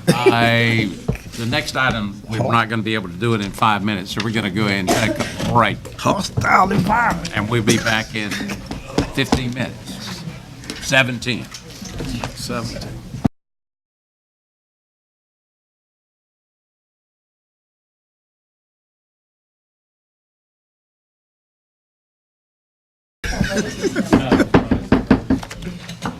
Okay, we're going down to item number 5, the jail medical plan, and we have Chief Deputy Rose and James Matson. Mr. Chairman, Commissioners, in the last Commissioners meeting, there was a discussion in reference to the medical plan that for years has been a part of the process of jail health, but we did find out and discuss that there was a provision of the statute that wasn't being upheld, and that the medical plan wasn't being brought before the board. We're here to remedy that tonight. There was also part of a discussion over a couple of things that or a couple of different ways that we can do the medical plan when we were talking about the specific issue of notifying family members or emergency contacts if we have an inmate that is admitted to a hospital or has a serious injury or a serious illness. So hopefully with the information that you have that we're going to hit on and discuss each of those things that we discussed in the last meeting. I'll go over a few of those, and then either the health director or myself can answer any questions that you have after we go over that. So in your packet, you have the statute that goes over the medical care of prisoners. That's General Statute 153A-225. You had that in your packet for last meeting and this meeting. I just wanted to make sure that you understood the guidelines that we're looking for with the medical plan. You also have a copy of the Beaufort County Detention Center medical plan. That was a draft copy when you initially had that. We do have a signed copy. We have a copy that's signed by the sheriff and by the health director. That's ready per your prerogative, if you choose to do so, to approve that tonight so we can have a medical plan moving forward into next year. That medical plan as being put forward discusses and goes to all of the parts of the statute to make sure that we are in compliance with the last bit putting forward in the approval. As far as the discussion goes, as far as a notification of family or emergency contacts, if somebody is seriously injured or seriously ill or is admitted into the hospital, we decided to go with the route that I think is more comparable and it goes along the pathway that it should go. That is a policy and a procedure and not part of the medical plan. So we have presented revisions of policy that we do have for the inmate medical procedures, which you have before you, which I'll point out and read the section that we've added. It's on page 5 of the inmate medical procedures that you have in your book. And it says, in the event an inmate becomes seriously ill or injured while in the facility, or is transported out, or is admitted to a hospital and is seriously ill or injured, the sheriff will be notified. The sheriff will assess security and privacy concerns and may direct staff to notify the emergency contact listed by the inmate. There was no language in the policy that addressed that before, so that is a new part of the policy that is being added to hopefully address all of the concerns that have been brought before the board over the last handful of months, and quite frankly to the Anderson Whitley Wells family for the time that they have been concerned about it and pushing for a policy to have. The request that they've made for a policy for anything, if the policy existed, I did my best to make sure that they received the information to the tune of many requests, and it's over 100 documents that was released to the family over the last 18 months or so. So with that, that is the information that I have, unless there's any questions that the board has. Mr. Chairman, what order are we taking this up in? We've got two things to do, is the Beaufort County Detention Center medical plan, and then we have the policy item as a separate item. We're going to approve the policy along with the plan, and if the policy is changed, does that come to, or added, or does that come back to the commissioners? I'll raise that question with the staff. This is the first time I've seen a policy in my 4 years from the Sheriff's Department come before us. Again, I would defer you to the county attorney, but I think as it has been pretty clearly stated to the board that the sheriff has his policies and procedures, and the Board of Commissioners doesn't have the authority to tell the sheriff what to do. I think the sheriff has put this in his policy, that you can see that he has that in his policy. But whether you approve his policy or whether you disapprove his policy, it's still his policy. That's right. So, I think the main point here is the jail health plan is being presented for the board to see and approve if you so choose to approve, and the sheriff is putting forth and showing you that he has a policy that addresses the concerns that the board has made. But again, it is the sheriff's policy. It was my understanding when it was put on the agenda, the medical plan was what we were taking action on. Well, but what you're saying is if this is a policy of the sheriff, and as you say, the commissioners don't have anything to do with it, I take serious issue with that. But why don't we move the item in question from policy and make it a part of the plan? It is a part of the plan in many other counties. If you can list the counties that it is, I would like it, because I was not able to find that. I'll have to dig them out, but even Lincoln County, that was brought for us as an example, they have a medical plan, and then they have a policy that addresses the notification. So, I mean, if you do have that list of names, I would love to hear it, and then I can research further, but we were not able to locate a county. Well, I'd have to look to see the counties, but it is mentioned in the Lincoln County plan. I thought was pretty strong in mentioning that, and I've seen a couple of others that talk about. Lincoln County's was a policy. They had a medical plan, and then it was covered in the policy. Well, is there any reason that we could not take that paragraph and make it a part of the medical plan so that the commissioners have some control over this? Very little control, I acknowledge, because the sheriff has to make the ultimate decision. I don't argue with that at all, but it needs to be a part of the plan. It doesn't need to be a part of the policy, because sheriff throw the policy out the window next week. Laugh at you. So with that, I make a motion that the policy item that addresses, and I can tell you the exact item that I'm talking about, item 8 on page 235 of our book, that it be moved and become a part of the medical plan. Otherwise, you haven't done anything. Mr. Chairman, Yes. David, do you have a thought on this? Is that something that we can do? I believe the manager Was correct. That the policy is the policy, and that's the sheriff's bailiwick. And as far as moving number 8 over after number 7 on the plan, I don't think it makes. You don't think what? I don't think that makes that big a deal to move that over there. Mr. Chairman. I don't think it makes a big deal to move it over there either. Mr. Chairman, I'd like to ask Chief Deputy Charlie Rose, does the medical plan as written meet the requirements of 153A-225? With approval of the board, yes. With the approval of the board. So that would be in full compliance of the statute. Yes. I don't see any reason to move the policy in there. We're meeting the requirements of the statute, and the following, and that the policy is the policy which the sheriff can write policies. Then this exercise tonight is a farce. Well, then, to make accusations again is very unprofessional. Oh, it's very professional. No, It's it isn't. part of my job. I was elected to do that, Mr. Buzzio. You don't understand what professionalism is. I'm doing my job At least protecting I the don't citizens call. of this county. At least I don't call grown women girls or say go back and play. You're a boy. How's that? Go play in the sandbox. You're very Look, proud of this that is statement, petty. right? Mr. Chairman, I Yes. cannot support moving policies into the statute. The statute stands on its own. This exercise is a farce. If I remember, what we asked you to do was to bring back the revised medical plan for the board's approval, and that you would address the policy as it related to the notification.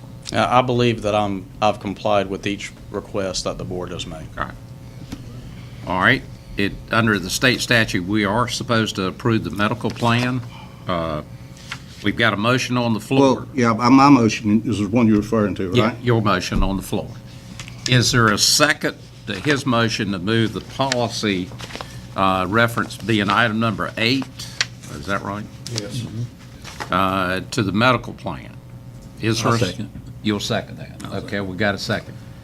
I got a question. Yes.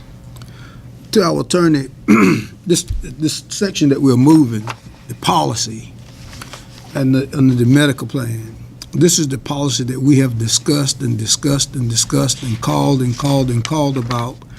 And the Institute of Government, the AG's office, and everybody told us that we didn't have that authority.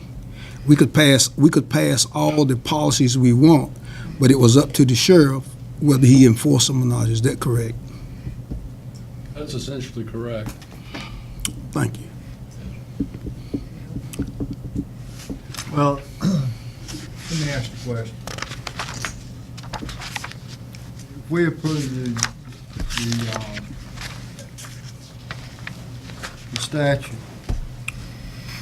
and the medical plan,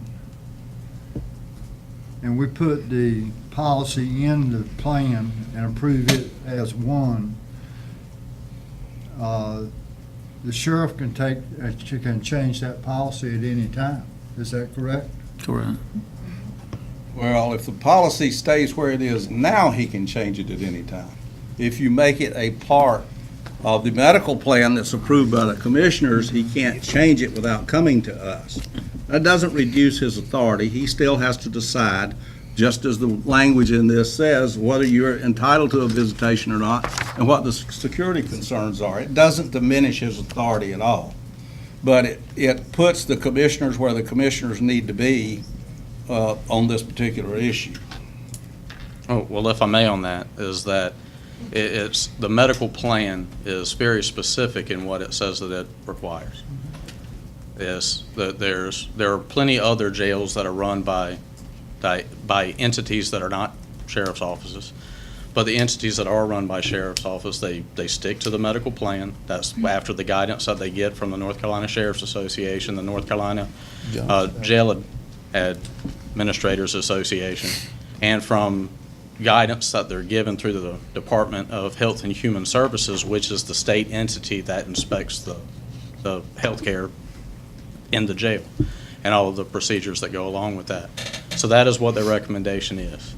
You know, we were brought forth with suggestions from the board, and we have put that into a policy, which is where that information needs to be.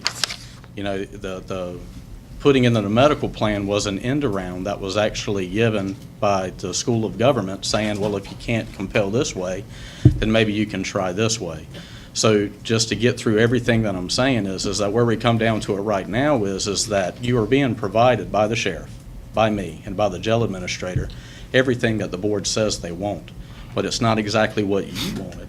So therefore, the board, you're telling the board that they need to go against it. That's the truth. Well, I'm disagreeing with the method that this is being enforced, because this statute over here, 153A 225, is the minimum standard.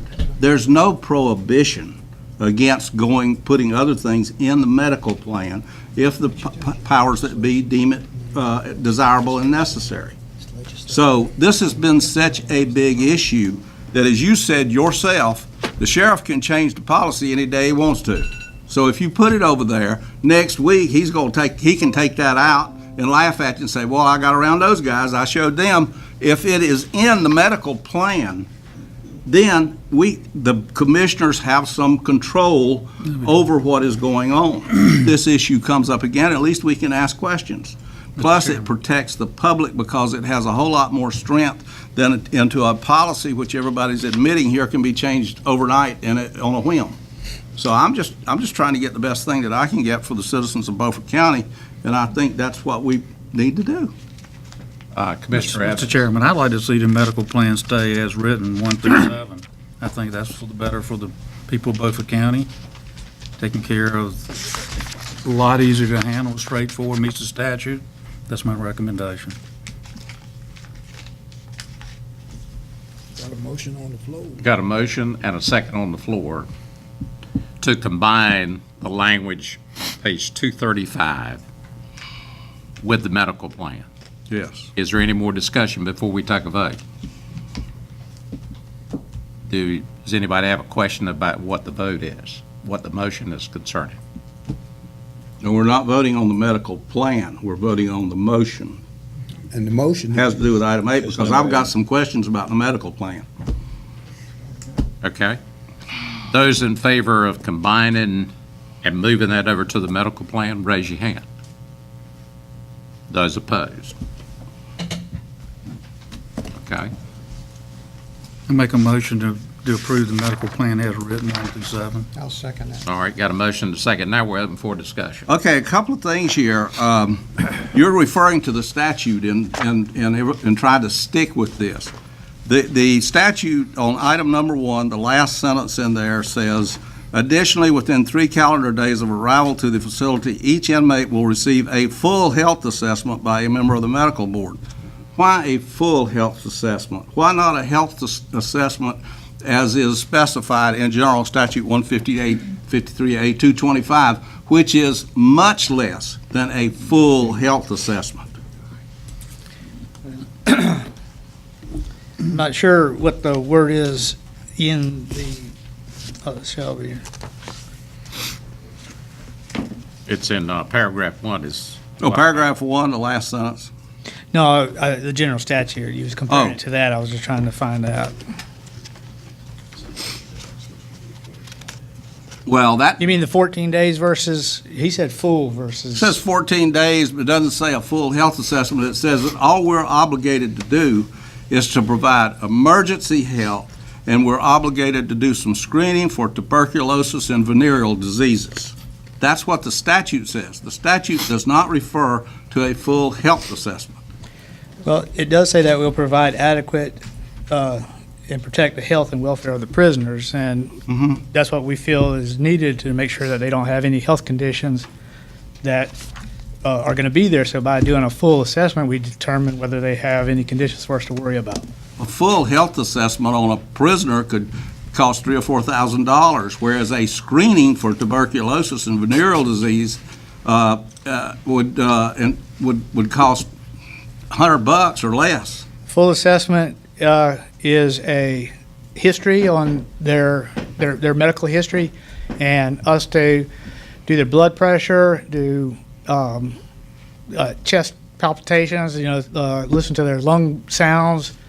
And, I mean, that's a full assessment. It's like when you go into the doctor for your yearly exam, that's all it is. It's not sending you off for a bunch of tests. Well, now, I've been looking at some of the bills that have been coming out of the jail. There's a whole lot more than that what you described going on over there with health in the jail. There's hundreds of thousands of dollars. There's, $6,000 a month in medicine alone coming out. There's more than a cursory assessment going on over there. No, sir, that's all it is. Then why we have all these big bills?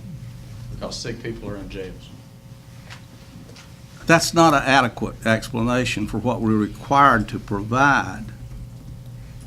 And I take exception. We're doing a whole lot more than what we need to be doing over there. We're very aggressive. The other question that I have on this is dental. We've got dental inserted in here. There's nothing in the statute that says dental. So why are we providing dental services? Because dental services can be deemed emergency. And it is a part of more than just the overall health. I mean, read a magazine on health, and it talks about how important dental is to overall health of people. It's a health issue, and it is a behavioral issue as well.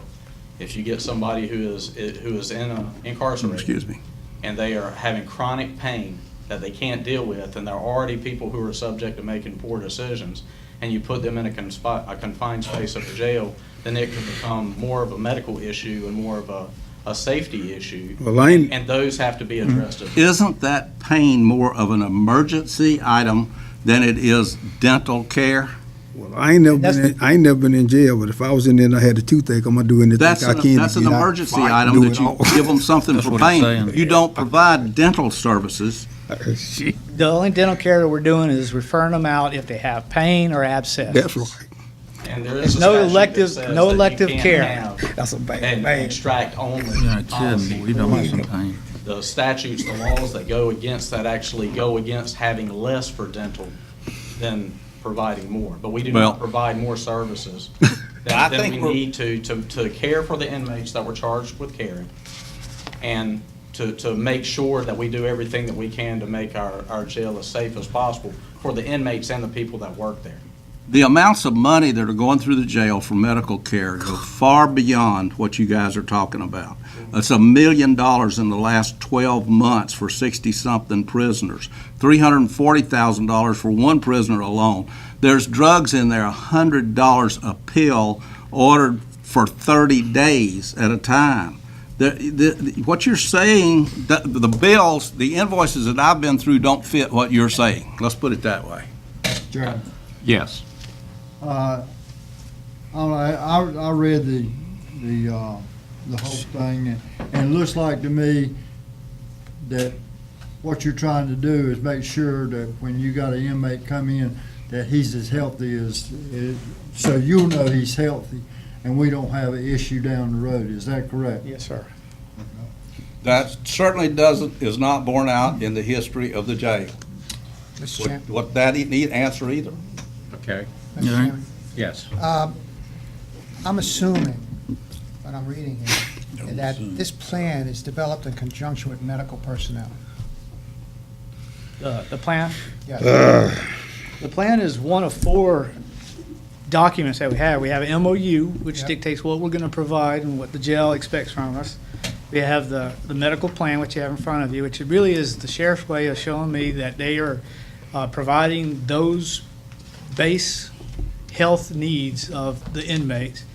Then the health department has standing orders. Those standing orders are signed by the doctor, determining what path of work we do on everybody, and then they have their inmate medical procedures. Those are the 4 documents. So I think the medical plan, the medical plan meets the bare requirements that need to be there. What I'm basically saying is there's experts involved in the preparation of these medical plans. Well, the health department is. That's what I'm saying. There's experts involved. Yes, sir. It's not non-medical personnel. There's experts involved in the process. Correct. That's what I'm asking. Thank you. Okay. Any questions? I called a question. All right. All those in favor of approving the medical plan, raise your right hand. Those opposed? Thank you very much. Sir. Policy. And I'll make the assumption that we'll do this every year? This plan is for 1 year? Is that? Yes, the medical plan from now on will be brought forward. All right. Thank you, Charles. Yes, sir. All right, we're down to item number 6, the purchase order policy update. Anita? Thank you, Mr. Chairman. Back in June of 2018, we were under a pretty tight deadline to have the board revise the county purchasing policy so we could incorporate the new federal purchasing guidelines before the July 1st deadline. We told you at that time that we wanted to go back and take a deeper dive and do a more thorough review and see if there were other revisions that were needed, and that we would also get the Finance Committee involved in that review process. We've completed that process. Holly and I have looked through the policy pretty thoroughly over the last few months. We've run the recommended changes by the Finance Committee, and those recommended changes are listed on page 236 of your agenda book, and I'll just go through and briefly talk about the major changes. The first major change is simply adding a statement in the purchasing policy allowing the Deputy Finance Director to sign the pre-audit certificate on purchase orders and contracts in my absence. And this is not anything new. You all actually authorized her to do that back in, I believe it was December of 2016 when she was hired. So we're just actually putting this within the purchasing policy at this time. The second, major change is to modify the threshold for items requiring board approval.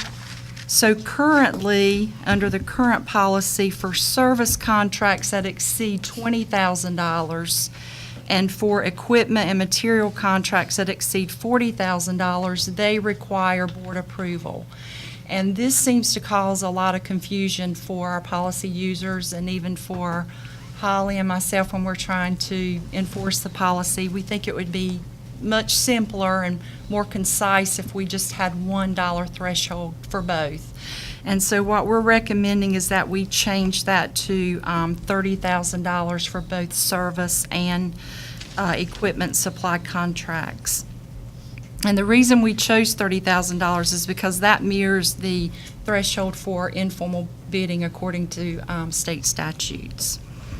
And then the third change we need to incorporate is the bidding threshold for micro purchases related to federal purchases has changed. That was done by the federal government on June 20th. They changed it from $3,500 to $10,000, and we want our policy to mirror theirs when it comes to that threshold amount. So we're recommending that you change that also.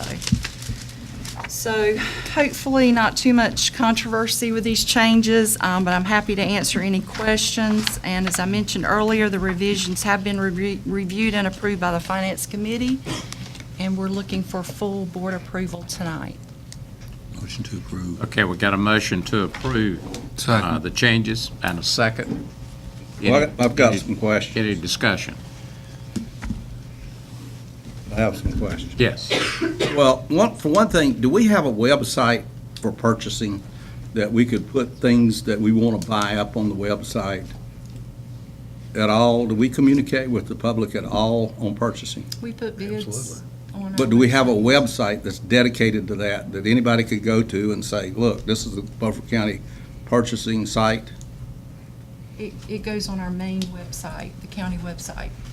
Okay, but, do we, on single bid contracts, do we put those single bid contracts up on the website?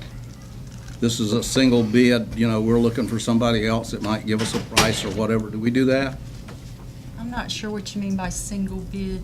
There's a provision in here that's talked about at great length for single bid, You only have one provider, You're talking about sole source? sole source, single, one, yeah. Uno, yeah, one. Do we put that up on the website, that anything, say, $5,000 or more, that we only have one vendor that we know of that we can go to?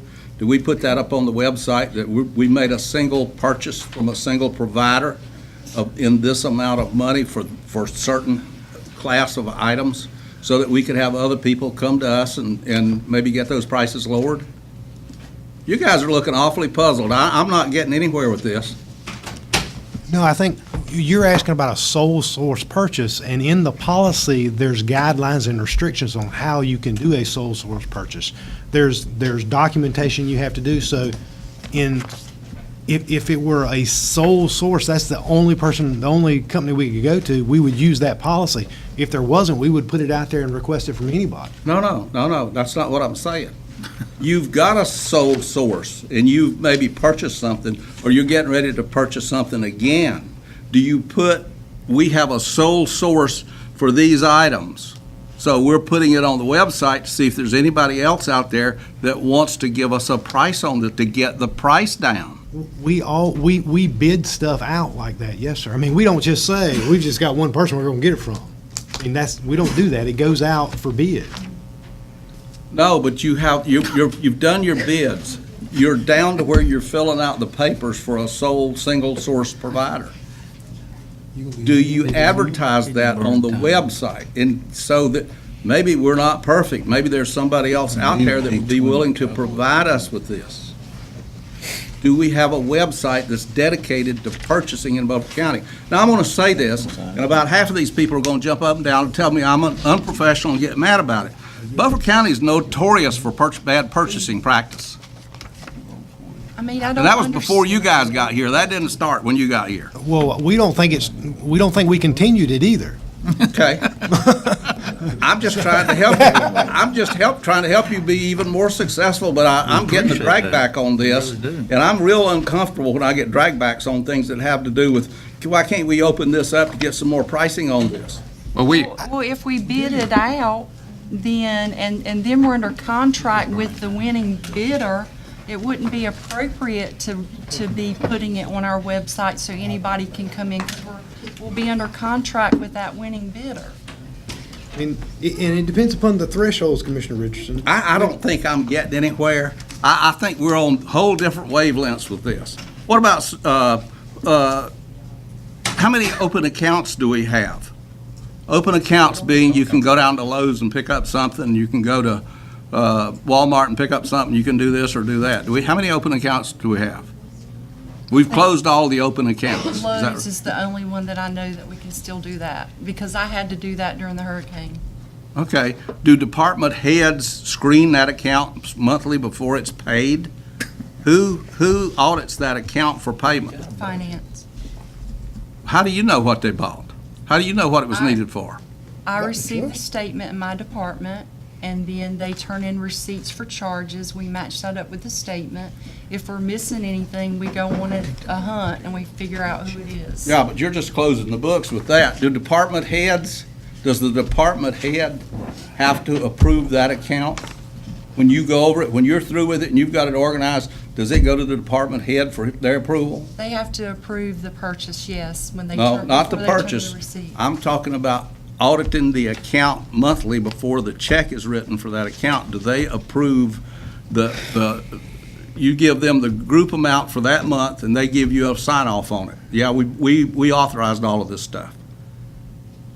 No, not Okay. after, because if I've matched up all the receipts up to the statement, then they're all accounted for. And if they've signed the receipts and authorized the purchase, that ties back to the So statement. you've got the department head's signature on every one of them. I have 2 signatures.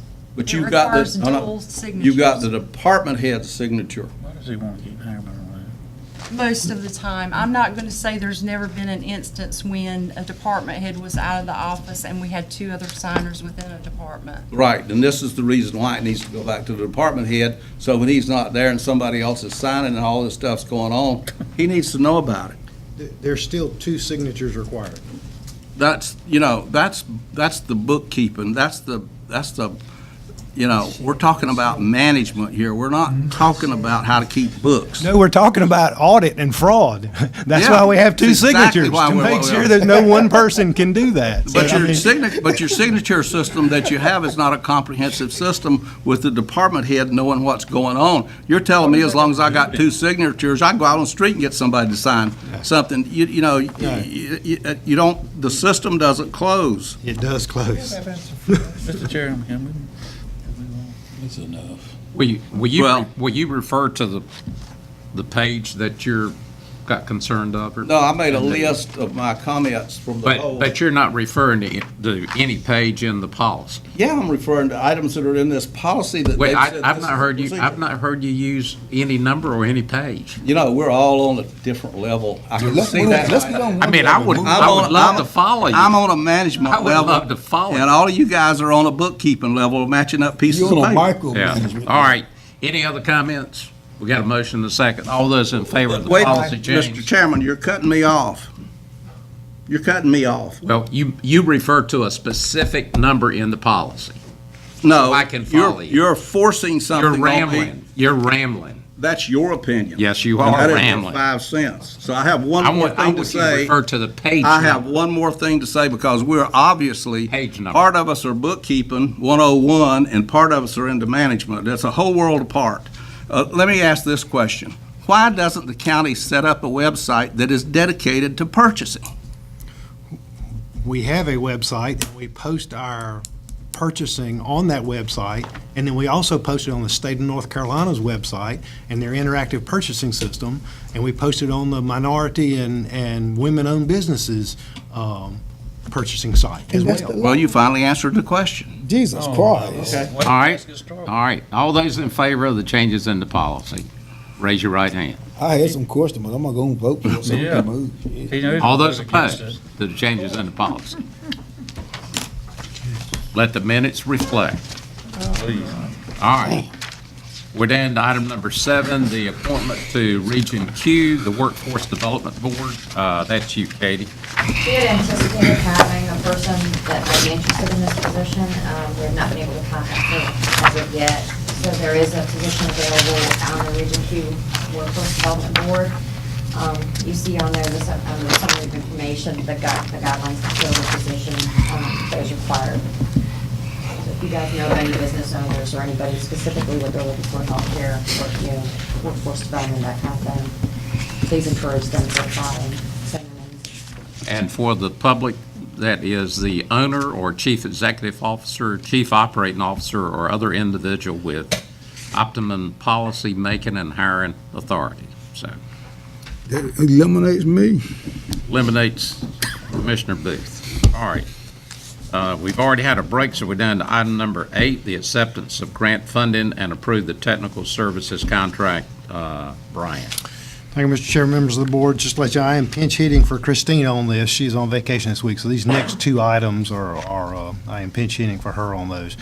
This first one, as you have been made aware of, Golden Leaf Foundation awarded the county a grant in the amount of $296,300 to continue the installation of backup generators for the north side water system. McDavid and Associates, our county engineer who handles our water system, made that application on behalf of the county, and it was awarded. The 2 additional sites that they're going to complete work at with backup generators will be the Yatesville Booster Pump Station number 41 and the Beach Ridge Booster Pump Station number 52. With installation of those, we'll be able to provide an additional 3,000 customers with water during extended power outages. You have the award letter issued by Golden Leaf Foundation and the acknowledgement and acceptance that the board needs to execute to receive those funds. You also have the associated budget amendment that brings those funds into the budget, and then you have a technical services agreement with McDavid and Associates to complete that work and close out this project. Yes. So we recommend your approval. Okay. I entertain a motion. Is there a second? Second. All right. Any discussion? I just want one question. What role is McDavid and Associates going to play? They are the engineers that are designing the work and overseeing that and ensuring that it's put in compliance with the. And if the contractor doesn't meet their They have so many days they have to complete the work in? I mean, the bid specs and all that haven't been drawn up yet, but typically they do, yes. And would McDavid and Associates be responsible for making sure the subcontractor meets that work deadline? They would enforce the rules under the specs and the guidings. Thank you. All right. Any other question? All those in favor of approving the grant from Golden Leaf, raise your right hand. I think everybody agreed with that. Okay. Thank you. We're down to item number 9, the awarding of the engineering service contracts for solid waste. This is an engineering services agreement with CDM Smith to design the closure of the convenience site on Old Pamlico Beach Road per NC Department of Quality, Environmental Quality Standards, and to design and the improvements at the convenience site located on 99. I'm happy to answer any questions you have. Well, I've got two problems with this. Number one, the price for doing this work is double what it should be. They want $40,000 to do something that's really about $20,000 worth of work.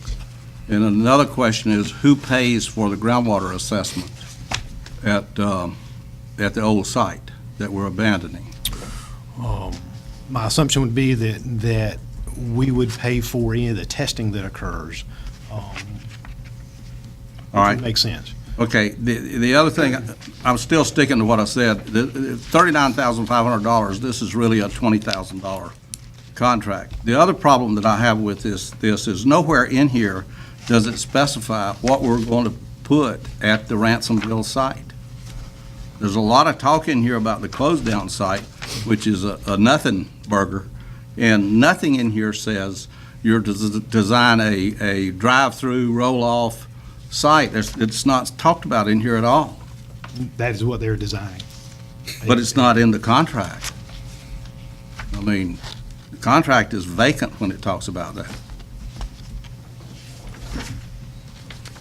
That is the intent, that when Christina had the conversation with about what we were looking for, was to design that additional site to be able to handle that traffic and put it, and to make it a modern convenience. I'm not going to say the smart alecky thing that I'm thinking, but don't you think we shouldn't go back and put something like that in the contract?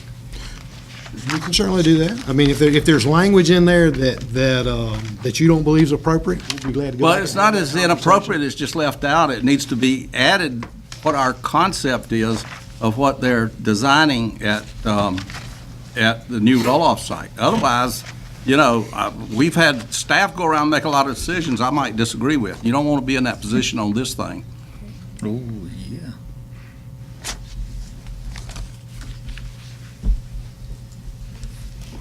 Is that acceptable to the rest of the board that we enter into the contract? I'm reading the what we're language. getting? I'm reading the language here. It says CDM Smith will develop a layout and stockpile plan at the Ransomville site for the contractor to evaluate. I mean, what is that? Well, it implies to me that they're looking at, I think it's roughly a 4-acre plot, and we're only using a half acre.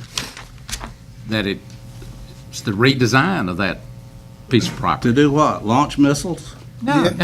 Well, it doesn't say what they're redesigning for. What is it going to do when they finish with it? It's got, the contract has to state what the functionality is that you're hiring the person to do. Well, it's already a trash. It's already a land. Once again, guys, we're operating on different levels. Well, truly. Okay. Does anybody else have any questions of Brian? No, just Well, my question hasn't been answered. Is the contract going to state what we're paying these people to design? They're already charging us twice what they should be charging us. We're happy to sit down with Commissioner Richardson and add any language he would like in that. I just want to define what we're paying them to do, what the product's going to be when we get Tell them done. what you want. And I'm assuming Christina's already done that based on the Guys, I got to say it. The reason you have written contracts is so you don't have to do the oral things that nobody knows anything about, and it's lost in the wind we're having a written, we tear this up and throw it away, and you can have an oral contract. That's what you're talking about.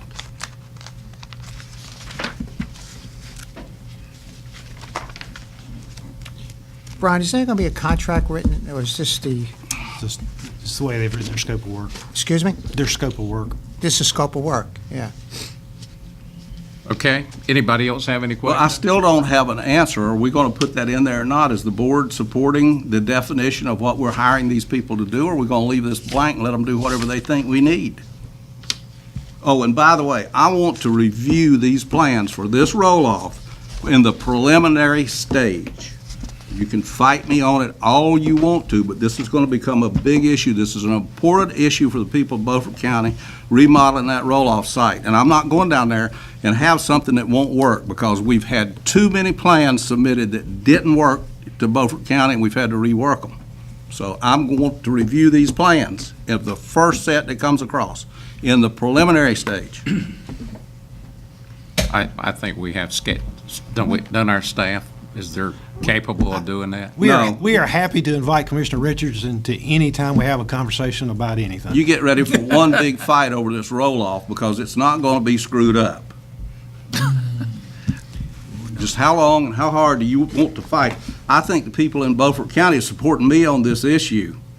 We don't want a roll-off that we can't use. We're already paying twice for the engineering what we need to be I've paying. not been to one yet that we couldn't use. I mean, other than sometimes they're full, and they send me to another location, but, okay. Was this put out to a bid?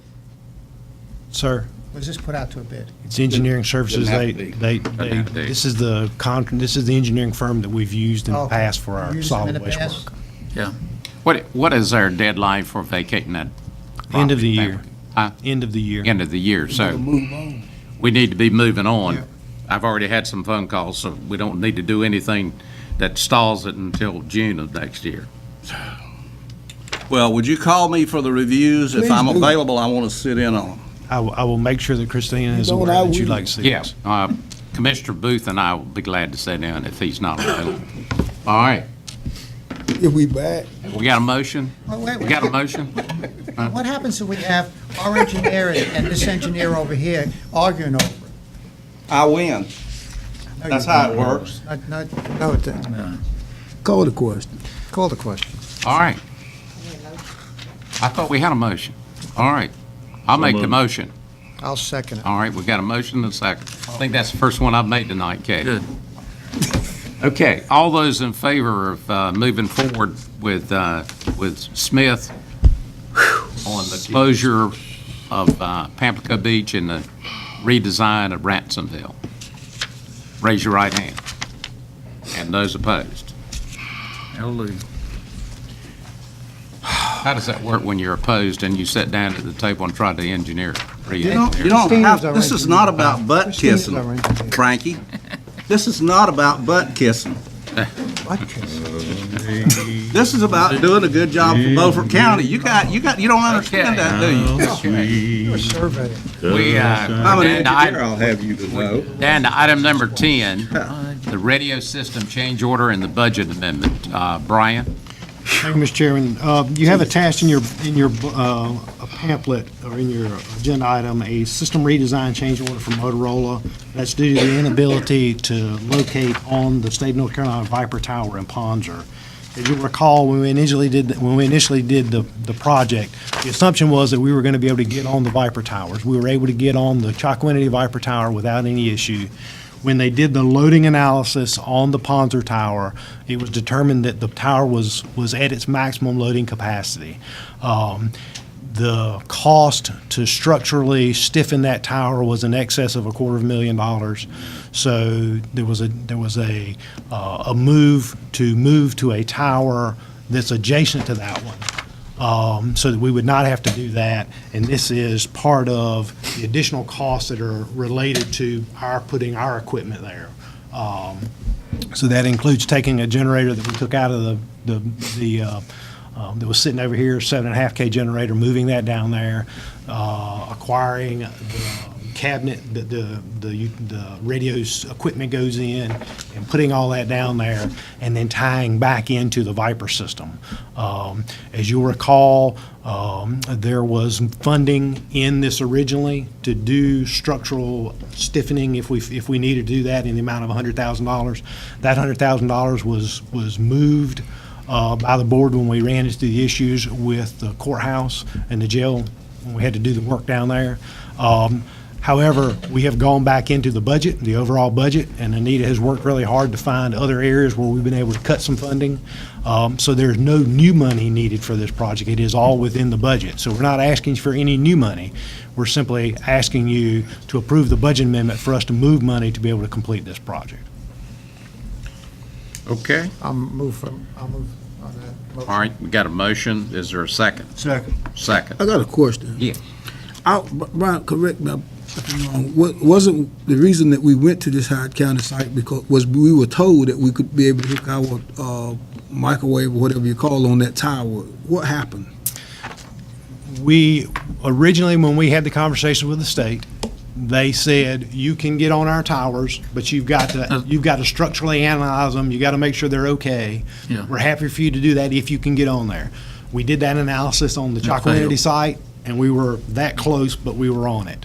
When we did the work on the Ponzer site, it was overloaded, or it was at the threshold where they could not add anything else onto it. So the state said, if you want to get on the tower now, you're still welcome to get on the tower, but you've got to reinforce the tower. The cost to do that was about $250,000 to reinforce that tower.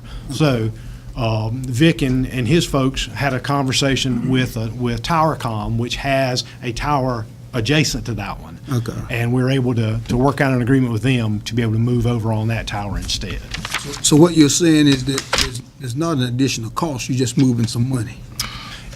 It is not an additional, what we have, there is an additional cost for the whole thing, because we were assuming initially, when the project was put together, that the state was going to allow us to use every one of their towers. We found out that we were not able to do that on one of them, and we had some contingency money put in there because we thought what was going to happen was we were going to need to stiffen the tower, but it was only going to be about $100,000. We thought that would be enough to cover it. We'll come to find out it's a whole lot more expensive to strengthen a tower, and it turned out to be about $250,000. So instead of coming to you for $250,000, we said, we're going to take what we had, which would have been, we would have been able to do this without any issue if we wouldn't have had the courthouse and the jail problem that we had to fix, and move some money to do that. I got you. Thank you. Answer your Good. question. Yeah. We're good. All right. All those in favor, raise your right hand. Those opposed? Okay. All right, we're down to the item that was added, closed session to discuss personnel. Do you have that state statute? Motion is needed to go into closed session to consider the qualifications, competence, performance, characteristics, and appointment of initial employment of an individual public officer or employee or prospective public officer or employee, or to hear or investigate any charge or grievance by or against an individual public officer or employee. General personnel policy issues may not be considered. Okay, I need a motion to go into closed session. So moved. All right. Second. Those in favor, raise your right hand. Okay. We will excuse you.